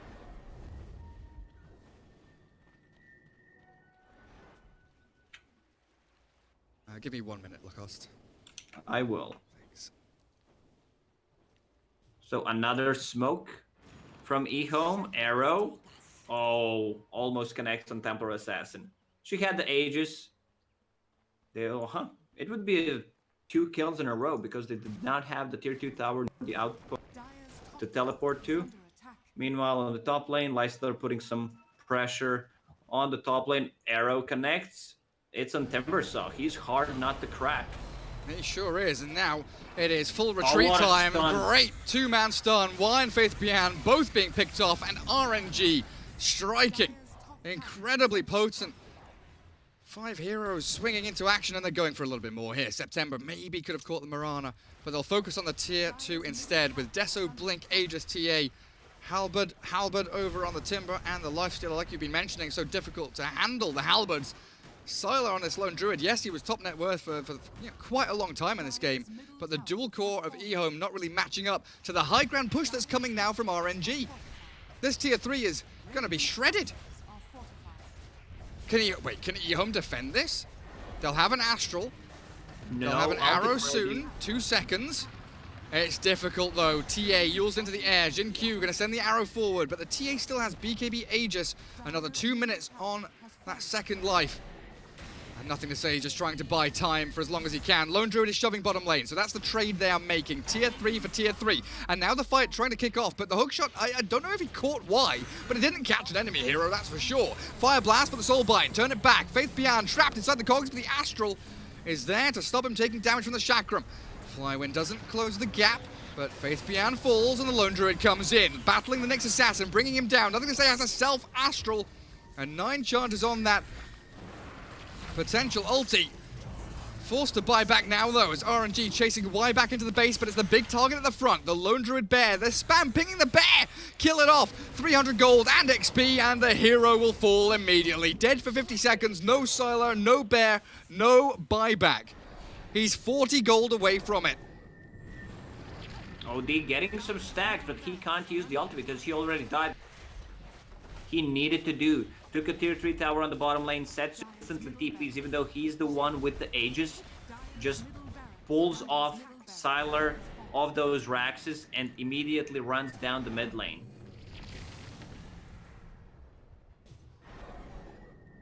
Another Astral.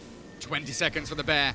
Clockwork has maybe gone a bridge too far here. Monet is so powerful, a hookshot out defensively as they lose that full lane of barracks, and they can easily come for the top tier 2, which is already very low, and maybe even just continue going high ground again. Aegis still in the hands of TA for 30 seconds.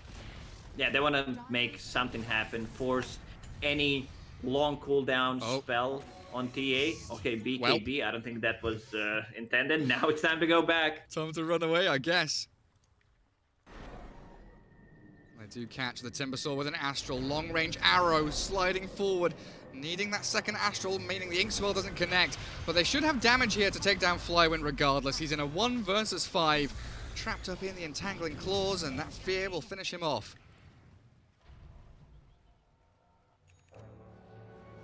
These Heaven's Halberds really crippling them.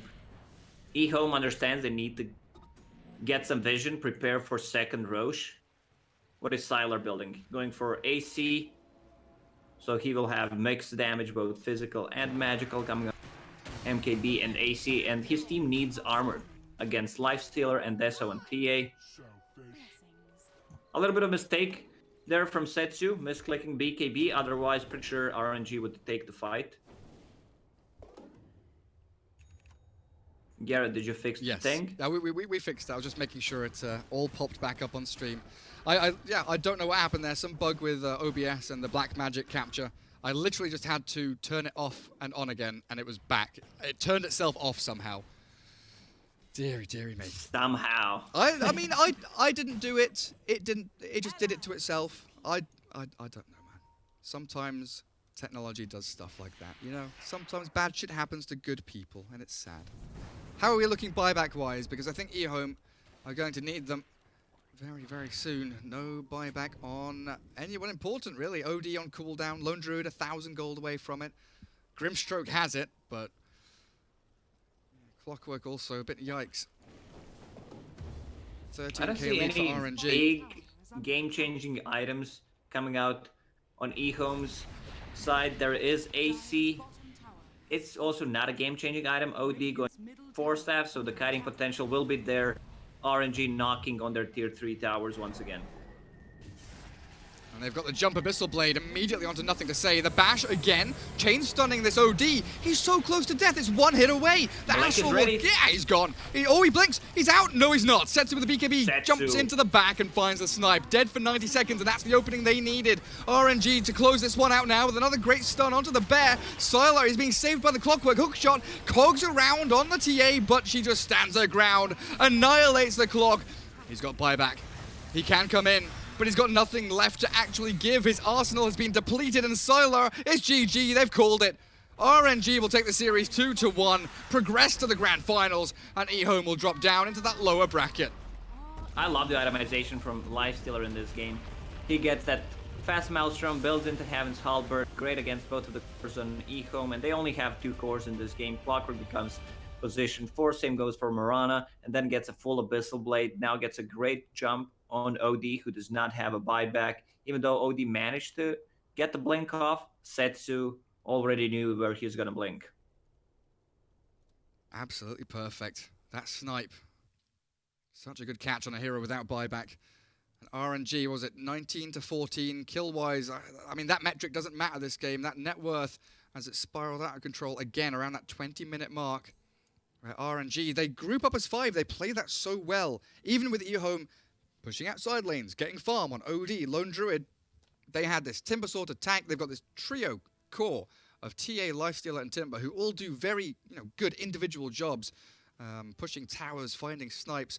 And September Nyx, not the best hero in that game, but he made it work. Multiple 2-3-man impales non-stop in that game, in those fights. It's hard for Nyx Assassin pre-level 6 to do anything, especially if he is paired up with a hero like a Timbersaw who doesn't do stuff. There is no kill potential unless enemy overextends. So you're just waiting there to get level 6, maybe make a rotation, you drop 1 stun. But in the mid game, as you mentioned, he had some really nice impales and carapaces off OD's Astral. Absolutely. And, coming to the close of our broadcast here today, 1 best of 3 per day. The Mercedes MVP votes have begun, and it's always worth keeping your eyes open for that. Currently, for China, we only have the Huyao votes available for us, and the top 3 are currently FY with 39% of the votes. LGD, unfortunately, are out, of course. We have Eurus with 14.79% of the votes, so VG Gaming in the playoffs, still there. And in third place, another LGD player, 11.76% for Somnus, as he is in third place. Kind of disappointed that it's not 11. But FY had amazing performance on a Windranger. The MKB is becoming a 4th core of the team. Somnus, also his performance on the Storm Spirit yesterday, where they just completely zone him out of the lane. He dies 3 times in 4 minutes, still manages to carry the game for his team, even though he's playing Storm Spirit against, 15-minute Orchid on Nature's Prophet. And going 0-3 in lane because of the chain ganks that come his way. Some good stuff there. But I would honestly love to see some of these RNG players start to get some of those votes as well. September, Super, Monet, Setsu, and Flywin. Currently undefeated in series, going 6-0. They went 5-0 series-wise in the groups. Now, of course, add 1 here in the playoffs as they go 6-0 and looking incredibly dominant in the Chinese region. I would love to see some of those players get a few more votes as they start to open up the Twitter votes, get the talent votes and the community votes going as well. That's it from us today. We are back tomorrow, Lacoste. Same place, same time. No. I'm a liar. It's not same place. We'll be on ESL_join Dota Red, but it will be the same time at 12 UTC, which is 2 p.m. CEST, as we start ourselves off with the lower bracket, where we'll have Newbie taking on VG Gaming in that best of 3 to see who progresses forward to play against Ehome coming up this weekend. So we'll see you guys tomorrow. Lacoste, thank you, as always. I'll see you tomorrow again. Thank you, Gary. Thank you guys for tuning in with us and watching Chinese Dota. Felt like this game could have been a bit more even. The third game didn't really deliver. Ehome sometimes are victims of their own draft. I feel like when they have a good draft, it feels like they play so much better. I mean, which makes a lot of sense, but a lot of the times they shoot themselves in the leg with overthinking, I would say, who's going to play position 4 or 5. They're keeping things open, and then they just blow it up with the bad last pick. Yeah. And yeah, then they're forced, Sylar pushing bottom tier 3. He's got a lot of building damage there, but they often feel forced into these situations where they have to take disadvantageous trades or just give something up for the greater good. But there we have it, all done and dusted. We'll be back tomorrow with more Chinese Dota, like we were saying. We'll see you guys next time. Bye-bye. My name is Jordan Gilbert, aka Nothing. Hi, my name is Sue Lee. My handle is Snix. I think it's important for these initiatives to happen. Empathy really, really goes a long way, and it always, always means so much to us, and I think that's where initiatives like this really help. I encourage everyone in the community, anytime they see bullying, anytime they see someone getting called names, I encourage you to step up and say something. Good luck, have fun. Good luck, have fun.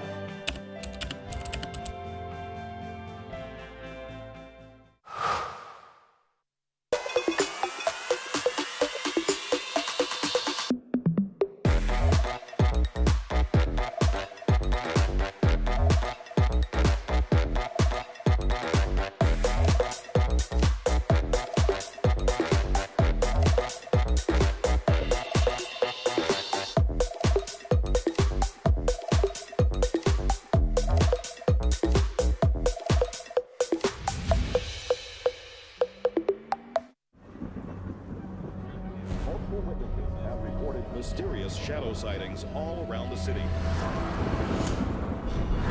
According to experts, the origin of these shadows is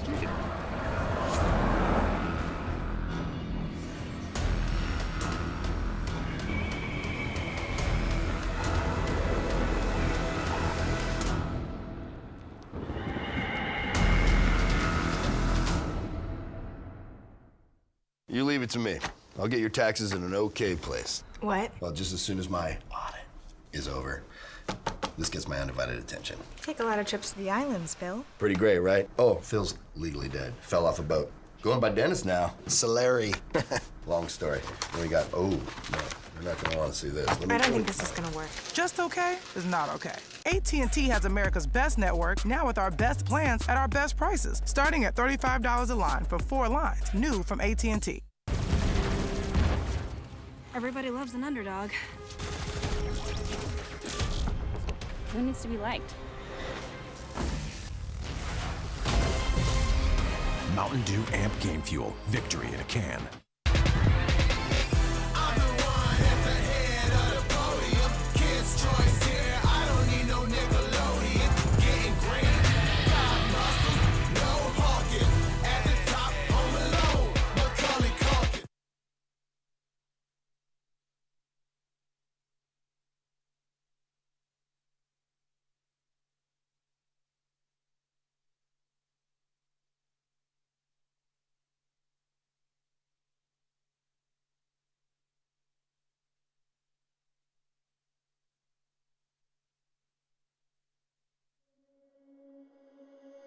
Under peach yellow skies, dreaming big and aiming high. Name the clouds passing by, wishing we run away. All we need is our passports, baby. Leave the rest in our troubled minds. Let us go down in laughter, baby. Trying to figure out what we're after. We're never heading back until we're older. We couldn't care no more, not any longer. Under peach yellow skies, we keep on searching, but we will never know what we're after.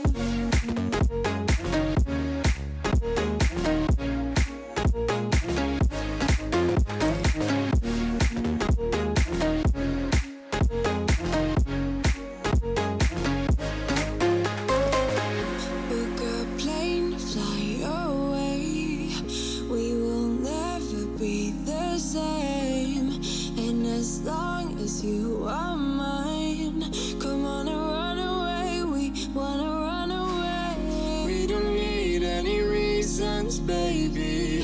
Leave it all for the faded hearts. I don't mind if they call us crazy, 'cause they don't understand what we're after. We're never heading back until we're older. We couldn't care no more, not any longer. Peach yellow skies, we keep on searching, but we will never know what we're after.